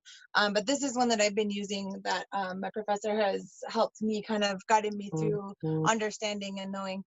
And one of the things that is written in there is that a treaty, including one between the United States and an Indian tribe, the U.S. Supreme Court has explained, is essentially a contract between two sovereign nations. Indian tribes were recognized as sovereign nations by the European countries that began settling in North America during the 1600s, and the Europeans entered into treaties with them to acquire land specifically, right? So this is what we're talking about, is that time period in between when those first settlements came.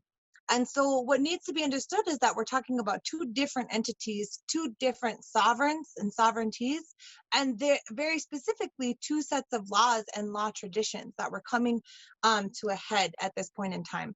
And I posed some of these questions for people to really think about, was like, what was actually discussed when these were coming forward, right? So there's this idea of, if we think about the two different forms of law, like protection of property and space, and then law and understanding of relation, what was actually discussed at those spaces? Because one side, if you look at one entity talking about it from that relational perspective, and then another side coming in and looking at its own protection of possessions, of spaces, of places, of resources, it's very easy to see how those ideas came into conflict, right? And another question I posed when we were having this when we were bringing this forward to you was, who was to actually decide? And again, to think about the perspective from that, and if we think about just like our Anishinaabe perspective of that, who was there to decide? Who had to come, right? And first and foremost is the warriors, the women, and the elders. Those three groups of people were there, and they were the ones who ultimately had to decide what was going to be said. Although from a settler colonial position, the one person who was up there talking, maybe this one hereditary chief or the representative from that community, was seen as this decision maker and this leader, when in reality that person was just walking forward with the idea of so many more conversations that had already taken place. And then how those decisions were actually made. Again, this is something that came from these different groups of people, and it came from consensus. Some of the ideas is we really need to understand that informal conversations were held, and that the popular opinion actually informed that formal consent. And it's not like a voting system that we're talking about right now, where you show up and you're like, this is my opinion, and whoever gets the most votes wins. Consensus means, and again, we had this in an earlier part of the conversation, consensus means that it took the time that needed to be had. Everyone who needed to be there was involved in that conversation. And sometimes, again, it took up months for those decisions to actually be made. I quoted from Miller again, one space that said, all members of the community ideally heard the deliberations firsthand. So before they even came to have what was considered a discussion, before that decision was being even made, the community had taken time on, hey, we're going to be invited to make a decision, we're being invited to have a conversation. And all amongst the people, all amongst the communities, that conversation was ongoing there in their spaces, in their villages, in their places, as they traveled on to make the decisions and have those conversations. And then again, as they got to that space and continued that conversation on, how were those decisions actually made? You have to really think about it from all of those from all of those that background. So the next slide on there, we have one more conversation, and this one was titled Ga'onte Ishinakazu wa Chimokomanak. So some people don't necessarily know this. We have a different terminology for the United States of America, citizens of the United States, and then citizens who are over come from either Great Britain, France, or Canada, right? So Jaganashiwak, or the Jaganashimowen, you'll hear that when people are saying English, that's in a direct reference to English speakers who are from England. But when the United States itself was formed, they were given this name Chimokuman or Chimokumanak. And that word itself breaks down to the large knife, or the ones with the large knives, the ones with the big swords, right? And that idea is very important for us to understand, because, and I asked that question, or put that up there in our title here, the reason why they're called the ones with the big knives, right? Why would that piece be the first thing that we talk about? And the reason why they're called that have that name is that idea of war and of conflict and of fighting. And so I brought this question out for you all, like, why did the U.S. make treaties in the first place, right? It's a common narrative Oh, sorry about that. So one more piece on that idea of like, why are they called those big knives? We have this idea of the common narrative that the U.S. had to fight for their freedoms, right? And that's built into our Constitution. That's built into the mythos behind who we are as United States citizens. The reality was that there was so much more than just this call to freedom. There was so much more aggression that was involved in the United States becoming who it was and where it came from. And it was very necessary for that narrative of the fight for freedom to be perpetuated in order for the populace and the people of the United States to walk forward in agreement with what they were, who they were as a people. And so when he posed that question, that idea, why did the United States make treaties in the first place, right? So they were inheritors. That the first and foremost needs to be understood is that they inherited a lot of these treaties that were coming from original treaties that were made with Great Britain or with France. Some of those treaties were even inherited from the Dutch itself. And so the treaties, as they were coming forward, there's things like the Silver Chain Covenant. That's an example of one. Here I have another quote in there that talks about the fact that similarly, after the United States gained its independence from Great Britain, it relied on treaties to conduct its formal relations with the Indian tribes. And if you think about that logically, at that when that had occurred, when they had gotten done with those major wars, those battles of what they call, you know, their revolution and fighting their wars of freedom, what had happened at that point in time was they were worn out, they were exhausted, right? They weren't at their point of strong, they weren't very strong, and they weren't able to really continue on in a way to continue in battles because they had already been weakened from the wars. They didn't really have as much space as we not understand, you know, 13 original colonies, right?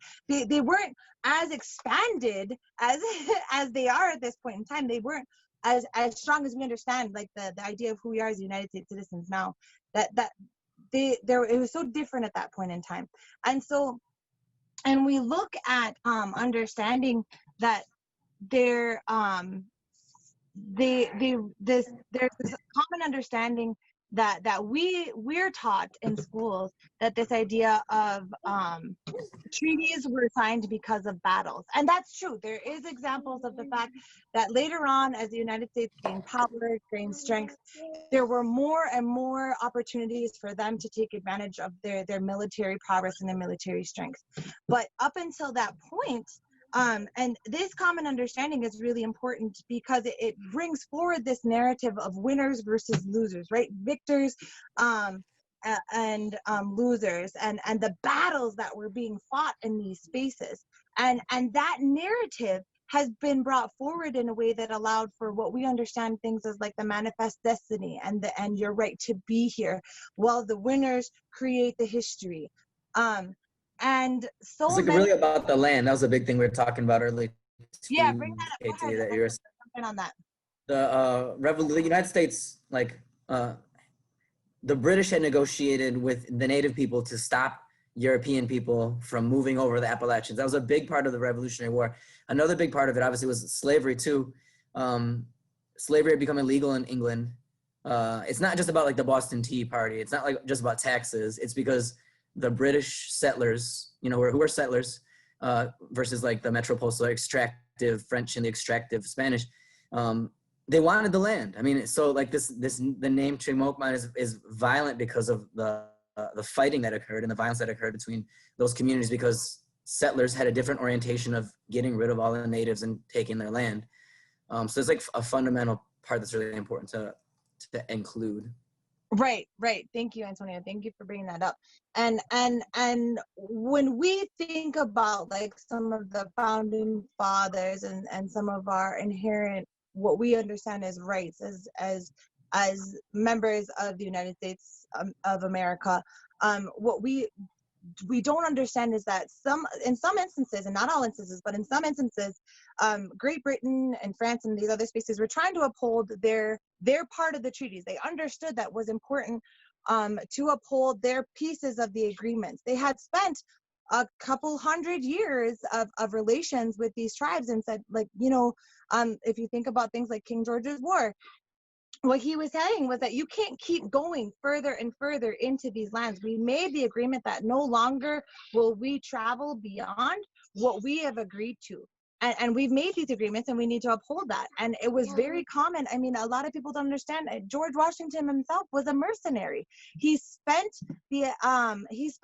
his time before becoming, he was a celebrated and recognized general, but he spent his time making incursions into Indian country, stirring up violence and insurrections, and claiming that that the indigenous peoples were the tribes in those areas were savages, and they were the ones who were fighting us, and we have to protect our people, and we have to protect our farms and our communities. Someone had just brought up the point of the idea of enclosures and spaces and property, right?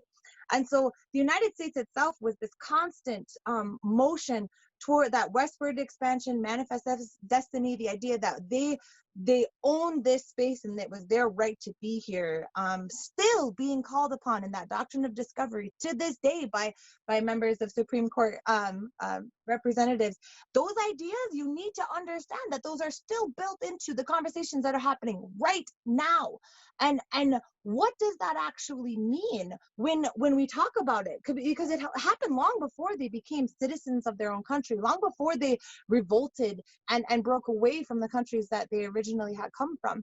And those spaces really perpetuating that narrative of winners versus losers, treaties because of battles. That narrative is really important. And that's why none of us understand or know to the extent that we need to know before all these things that happened before, what a real and true treaty should and actually look like. As a burgeoning state, the United States had very little influence in the world, on the world stage. It had little to do with the rest of the world itself, because it, again, was kind of looking at wounds and had to recover and had to get stronger again.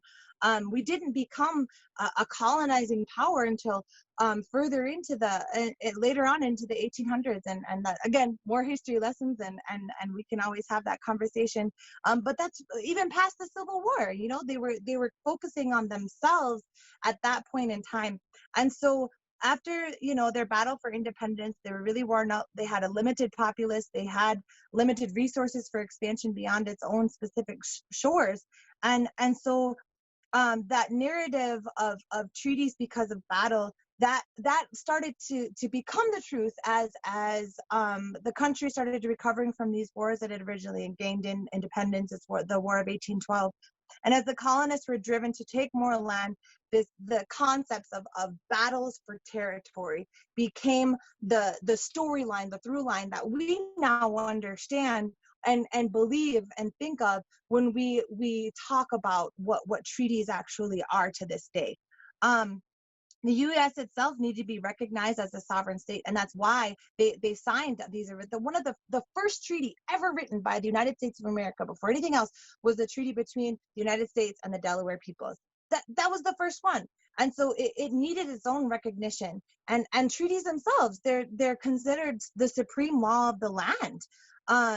And so the reason why we got to bring some of these conversations up, and it is by no means an extensive conversation. There's so much involved.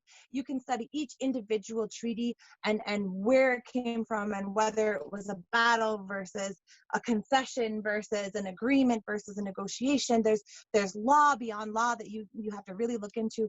But one of the things that we wanted to bring forward, and the reason why I chose this specific image, is this idea that goes beyond treaties as a loss, right?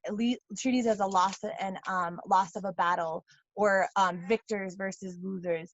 And this treaty, this right here is a depiction of the Treaty Petition of 1849. It's an image of the bird you see is an image of a crane. And again, crane is that leadership or a clan member who, or a Dode member who would speak on behalf of the communities. this was originally etched into birch bark, and it was brought from the communities, the Ojibwe communities here in the Great Lakes region, brought all the way out to Washington, D.C. And this is 1849 when this is coming forward, when this was brought forward. A lot of people would talk about, oh, you know, if you have a misconception on treaties, like, oh, you signed a treaty because you guys lost the war, you guys lost the battle. As Ojibwe people, we were never at war with the United States. We never went into a battle with them. We have been regularly in conversation and at the table of treaty negotiations for hundreds of years before the United States even existed. And so that conversation is what we're trying to bring forward. And this image here was a beautiful depiction. And what it shows, this was a depiction that was brought to DC, and it shows the crane speaking on behalf of the communities that it's connected to there. These lines of connections, if you see that the crane has all of these lines from each of these are Dodame representatives. Locations where people, if you see down on the bottom here, you'll see those are actual lakes. It's a map that's drawn out in the bottom left-hand corner. It's a map, and it shows where people are actually coming from and the traveling that they're doing at that time. I remember I described to you,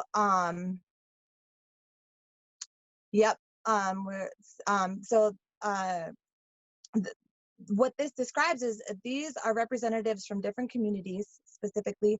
And again, we have the treaty petition of 1849. There's a link, we'll put that in, Chris will put that in for everybody in the chat here.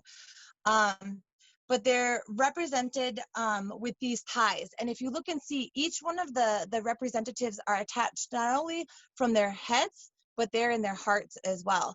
And each one of them are attached to that crane who's walking forward and leading through. And it looks as if, you know, they're in front and the rest of these people are behind them. And what it's really representing is portraying that not only were these communities in consensus, that they had agreed not only with their minds, but with their hearts as well. They've also given permission for that leader, that person, to speak on their behalf as they're bringing this conversation to the President of the United States. This is not just a logical consensus, but spiritual and emotional. It's an the consensus is the entirety of the people as a whole. Each clan, if you look, their feet are actually rooted there in the land itself. And if you look at the way the crane, their feet is flowing from the land and rooted from it. And what this is used to is to represent that this crane member, this crane Dodame member, has the job and responsibility to answer to and for the self, the clans and the clans and the representatives that they're speaking on behalf of, but also on behalf of the land that they're not only where they're coming from, but the lands in which they're speaking for. And so all of those tied together, all of those spaces tied together, all of those lines and that representation is to show you, again, that's why we had this previous conversation. We concentrated on all these other spaces.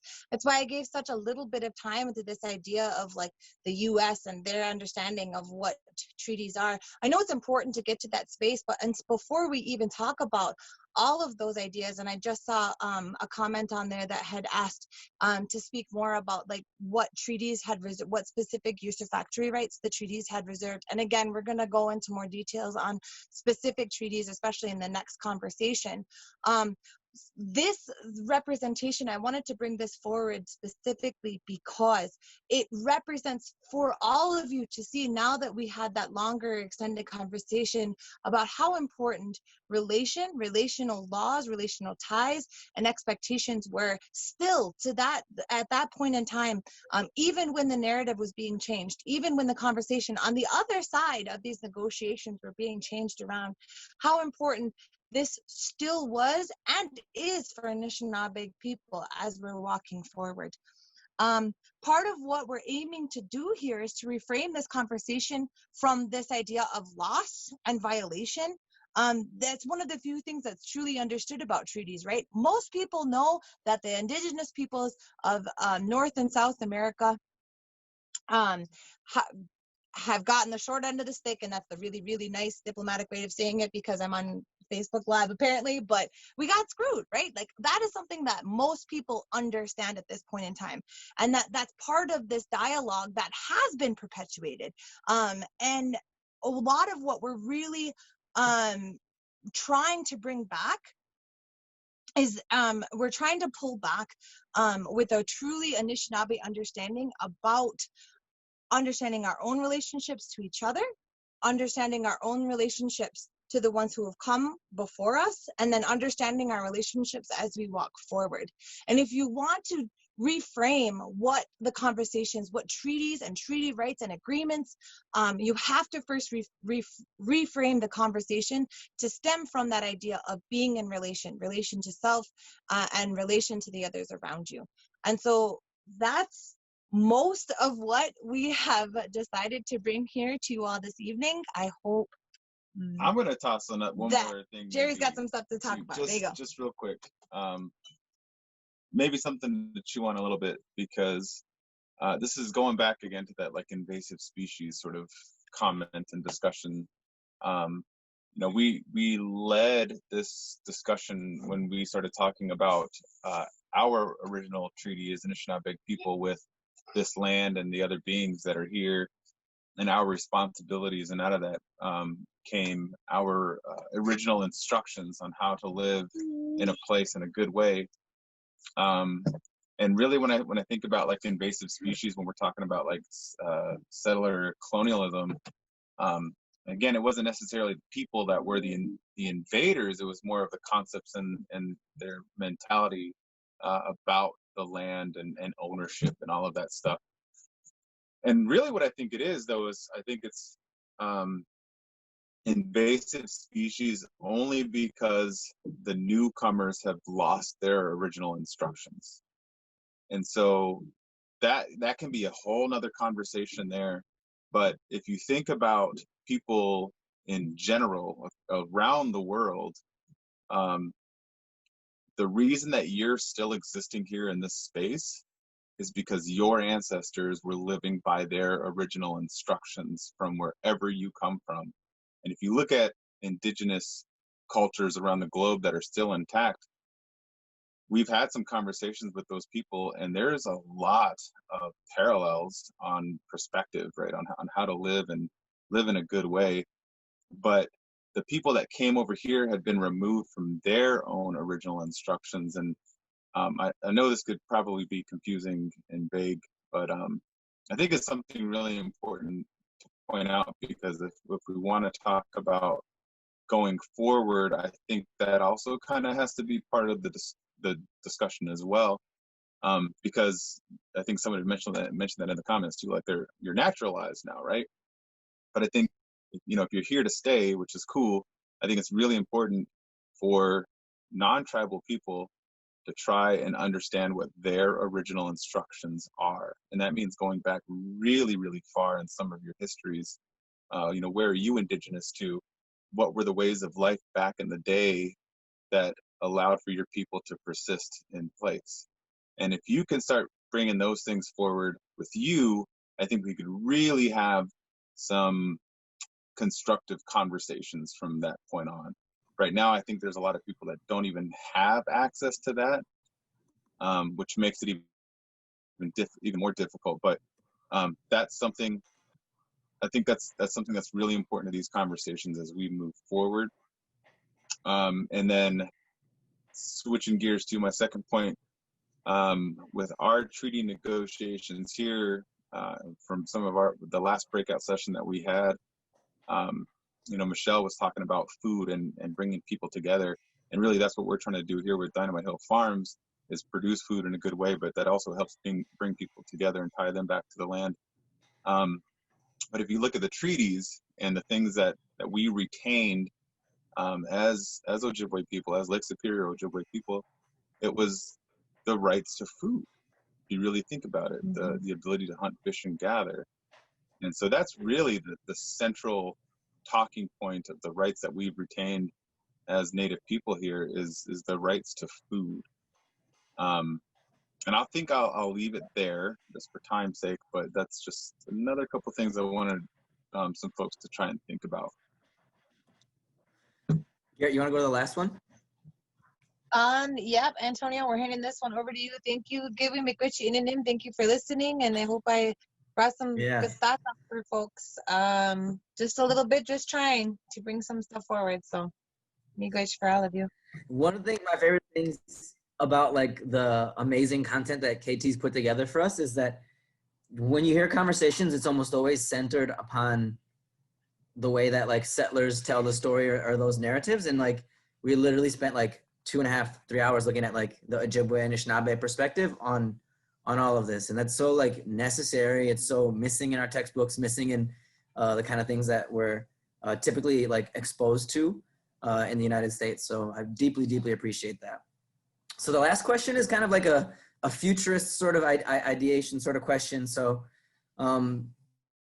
obviously like the American sort of dream, the promise of America, which is like a treaty, like everybody, like the American dream is almost like the treaty that people use to justify everything that happens in this country. It's like, well, at least, you know, middle class, like do well, like all of that is being broken and undermined. I think what's happened in Detroit the last like 10 years is a perfect example of the way the sort of guarantees in your pensions, the way that public institutions who are there for, you know, as that McGee's shell that you talked about in that Haudenosaunee belt is that place like where with that cup, that spoon that we can all eat from is like something that's an important part of that treaty. Like that's to us is like public goods in the United States. And they're being like eroded in a major way through like economic policies. So obviously that's where we're coming from, but like going forward, how is it that like we can utilize and think about this Anishinaabe perspective towards relationships and towards treaties and towards promises and commitments to reevaluate, reclaim, reimagine, or reinterpret like our commitments to each other, to the land, and to the future generations? So that's the question. We're not gonna even, what do you guys think about, should we do breakout groups? I think we should just do it now here and just kind of like hear everybody's perspective and close out, I think would be good. So yeah, let's kind of go around and think about like how this worldview sort of like orients us towards reclaiming, reimagining, reinterpreting our commitments to each other.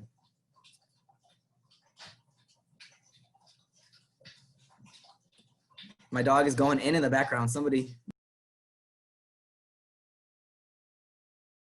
I'm just going to jump in real quick and share. I've been thinking about the burden and the concept of like the responsibility that comes with sort of being a party to the treaty. I just think about sort of like really, I'm just like really sort of like digesting that, like my responsibility as someone who's a party to this treaty, living in this space, to be in good relation with you know all the nations that are here. I mean, I think I'm just thinking responsibility and burden. That's sort of an idea that's sitting with me right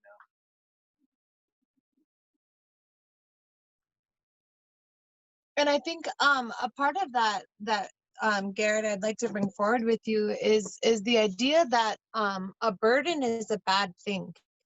Again, in English, so many of our connotations have to do things like the word pity. That idea of pity is a very burden, that word itself is burdensome, right? That comes with these very negative connotations, understanding that like, oh, you're a pitiful person. But that idea of a burden too, if you think about what it means, if you're out in the bush, and I'll bring Antonio, I was thinking about some of the videos I've seen coming from you.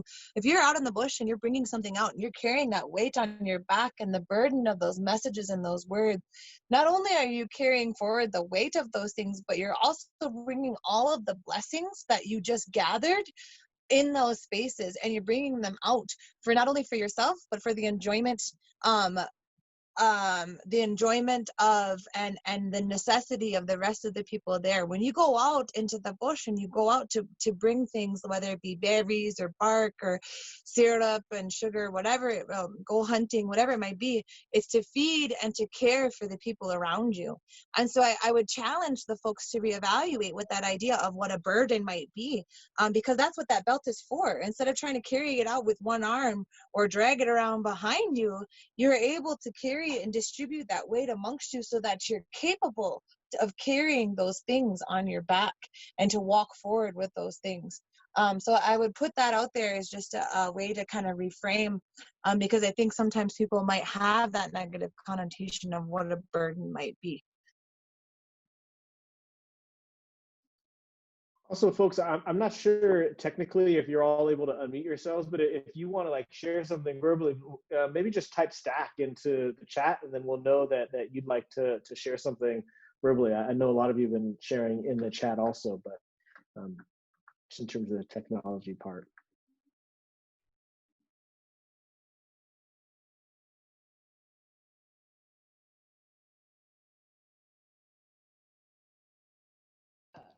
I just want to say that was just a great overarching introduction, start to this conversation, KT, and I appreciate it. And just like the reminder of the relationships that is the focus is, because I mean, I think we all do it. We're all like in this go mode, and we really can't have like right relationships without like that focus on the people and the relationship there. That picture just is just really jarred in my brain. Like the same hearts and same mind, and so many different cultures say that in different ways, but I just appreciate the backdrop.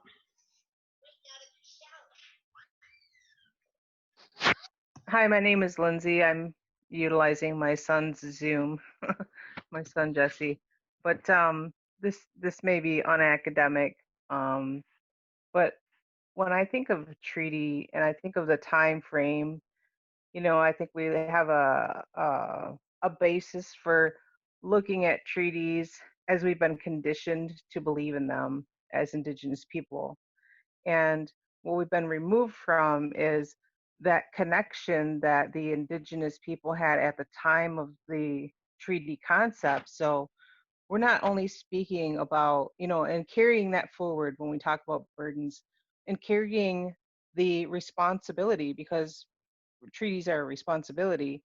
As an Indigenous person and carrying treaties forward, we are still connected to all those ideas, and still, like we're walking in both worlds, and not to complicate things, but to stay very simplistic in our view, which is at the time that treaty was organized and it was agreed upon, our ancestors were very connected to the world around them. So when they were making treaties, they're talking about fasting grounds and first families and the earth that we're walking on. So when we're carrying, I guess you could say the burden of treaties, we're talking about carrying the responsibility of the lands of our people, and that's, I think, what becomes very intimidating to people who don't understand the connection of Indigenous peoples to their land. So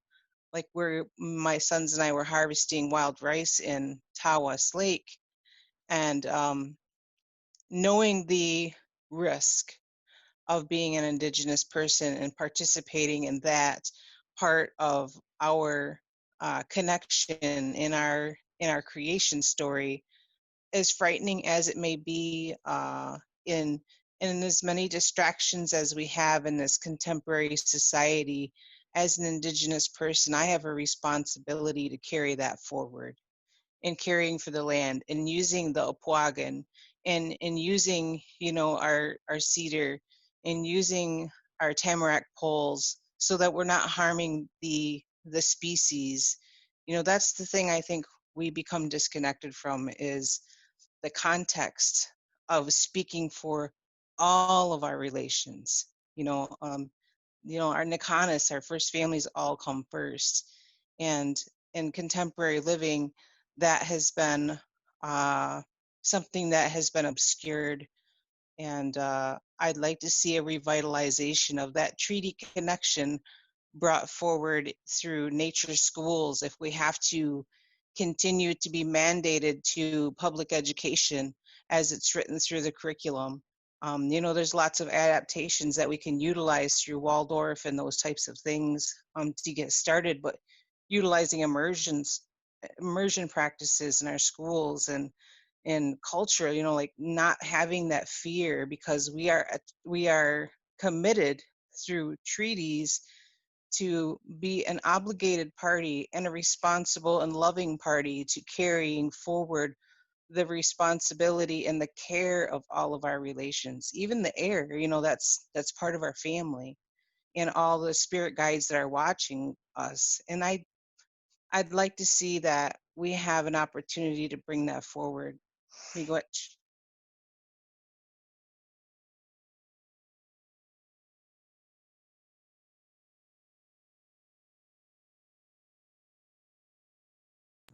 Does anybody else wanna go? There's more to say. Sure. I really appreciated your comment, Jesse, aka Lindsay, because you know a bunch of us Rice on this group, and it's really Sam. I know Sam's doing work with Rice. Jesse was definitely up Ricing this year, and that's something we intend to do as a group with Black to the Land at some point in the near future. So what you're saying is super on point, like the responsibilities you have to building things in a good way to take care of nature. Anybody else have some cool stuff to add? Tefira just posed a question in the chat. When you said risk, is ricing illegal, or what risk were you referring to? And that was for Lindsay. Risk as in there has, you know, I'm a member of the Saginaw Chippewa Indian tribe, and I participated on my tribe's conservation committee for 8 years. And we took the opportunity to utilize governing practices to maintain the rice in its entirety on Tawas Lake through the EPA and through the DEQ to refrain from utilizing poisons that were meant for invasive species to eradicate the rice, which is what wealthy homeowners wanted. So there's still some, I guess you could say, negative feedback. And so being out on the water by myself with my children, even in this day and age, doing something like ricing can have some negative context. And so I have to be mindful of, you know, my area, my territory, what's going on around me when I'm doing that. So there can be a physical risk, you know, and I don't live in fear, but I'm very aware of the disappointment that was experienced by some of the homeowners for what the tribe had moved forward with in their lakes. Wow. Okay. Thanks for sharing that.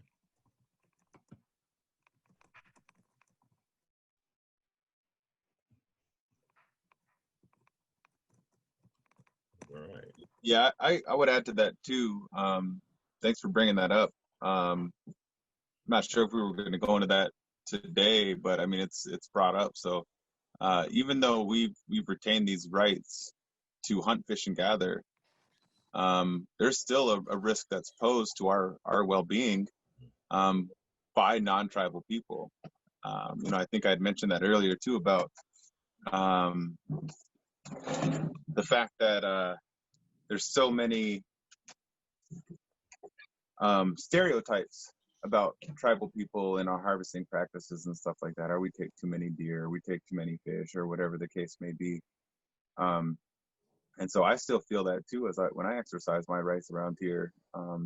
There's always this sense of you know, you're gonna come across some non-tribal person that doesn't agree with your rights.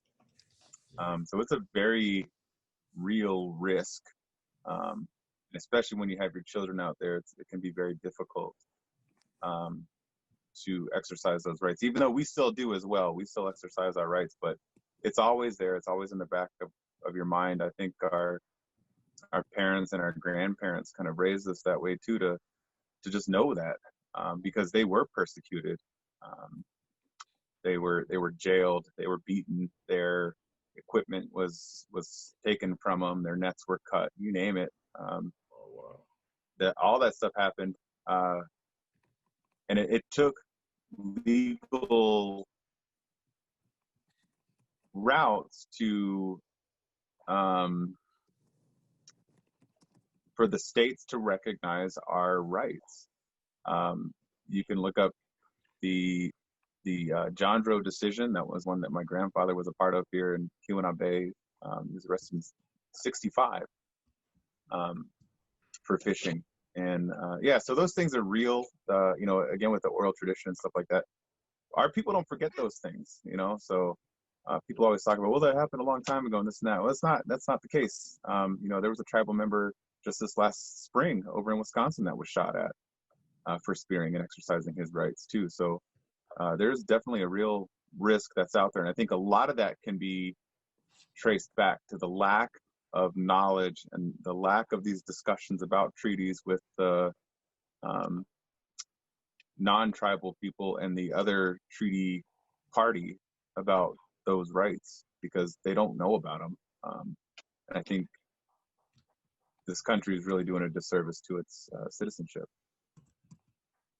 And it's happening right now in Nova Scotia. The Mi'kmaq are facing some really serious retaliation from settlers in Canada because they're asserting their fishing rights. There's been some serious issues over the last week about that. Anybody else for the good of the order? I think certainly like reviving relationships to land is something that's super, super, super important. It's so easy just to like get bogged down thinking about all of the ways in which that access to those commitments and relationships has been displaced and destroyed, and how difficult it is as urban people to like make those relationships and connect with those things. But for those of you who are in Detroit, there's a lot of really, really wonderful programming, nonprofit opportunities, different ways you can get connected into the land in a deeper way. I think you can get on the lists of like places like American Indian Health and Family Services, which is a Native nonprofit organization. You could check out Friends of the Rouge. They have like these really awesome programs you can get involved with, like vernal pond monitoring frogs. You could join Keep Growing Detroit, you know, get involved with agriculture. Check out Detroit Outdoors. You could be like doing outdoor camping stuff right here in the city, in the Rouge. We'll be having sugar bush sort of stuff happening this spring, this February. You know, follow and connect with Black to Land. We do a lot of outdoor work. There's a lot of really wonderful stuff happening in the city, and a lot of ways that even as urban people, we can still maintain those relationships and develop those connections to land and space. And I think if we could do it with Rad Native community too, there's a lot of important initiatives. There's like fighting to take down statues, rename places, to rename neighborhoods, Indian Village. And there's a lot of places to plug in and connect. And that's what I would definitely urge you guys to do. If anybody else doesn't want to say anything, just wanted to close with like, there are a lot of ways that we can connect in, plug in, build relationships with Native people and land, and become better stewards. And protecting all these public goods that are being destroyed, I think, is like one of the really important ways that we can really think about and make that happen.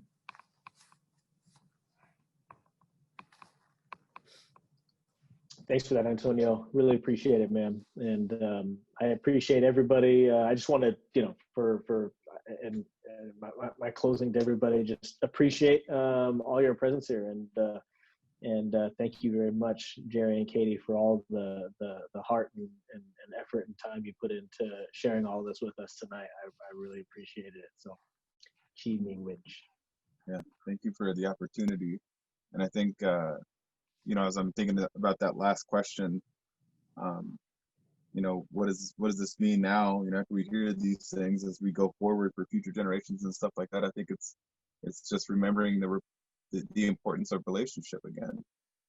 I think, you know, well, in our group, anyways, we had talked about that, you know, quite a bit, and I think that's a very simple way of moving forward. You know, we're so divided, and we're put into these silos or these categories and stuff like that. But when it boils down to the fact that we're all human beings, and there's certain things that there are certain things that we all need, right? We need food, we need water, we need shelter, we need love. I would say too is one of those things. And as we're moving forward, remembering that we don't always have to agree on everything, right? We don't have to necessarily agree on religion. We don't have to necessarily agree on one particular language, but there's these foundational truths that everybody needs, and if we can kind of focus on those things, you know, the other things that are out there will just become noise, you know, as we sit around the table and we share food again. So yeah, that's kind of what's rolling around in my mind as we think about that last question, is relationships and necessities, fresh water, healthy food. So yeah, miigwech, and appreciate everyone for hanging out. Yeah, miigwech apajay for those who could stay on, for those who are going to come look at the recording later, and for all of you who are bringing your conversations in your own way. We look forward to continuing this conversation with all of you and with each other, and to take care and to move on and to be in those spaces of relation. We had a question about where we're from. We're up here in Lance Verga area, up in the Upper Peninsula of Michigan, and Keweenaw Bay Indian community. So you can check us out on Facebook too. Yeah, Dynamite Hill Farms. I don't know, like plug in now, so I don't know if we're getting to the end of stuff, but and if this COVID stuff, once it's hopefully passed, we'd really appreciate visits. Come on up and come meet with us. Yeah. Come walk in the woods and we'll tell more stories. And we'll listen together and spend that time once more. Miigwech apajay, ginawa ko. Right, miigwech.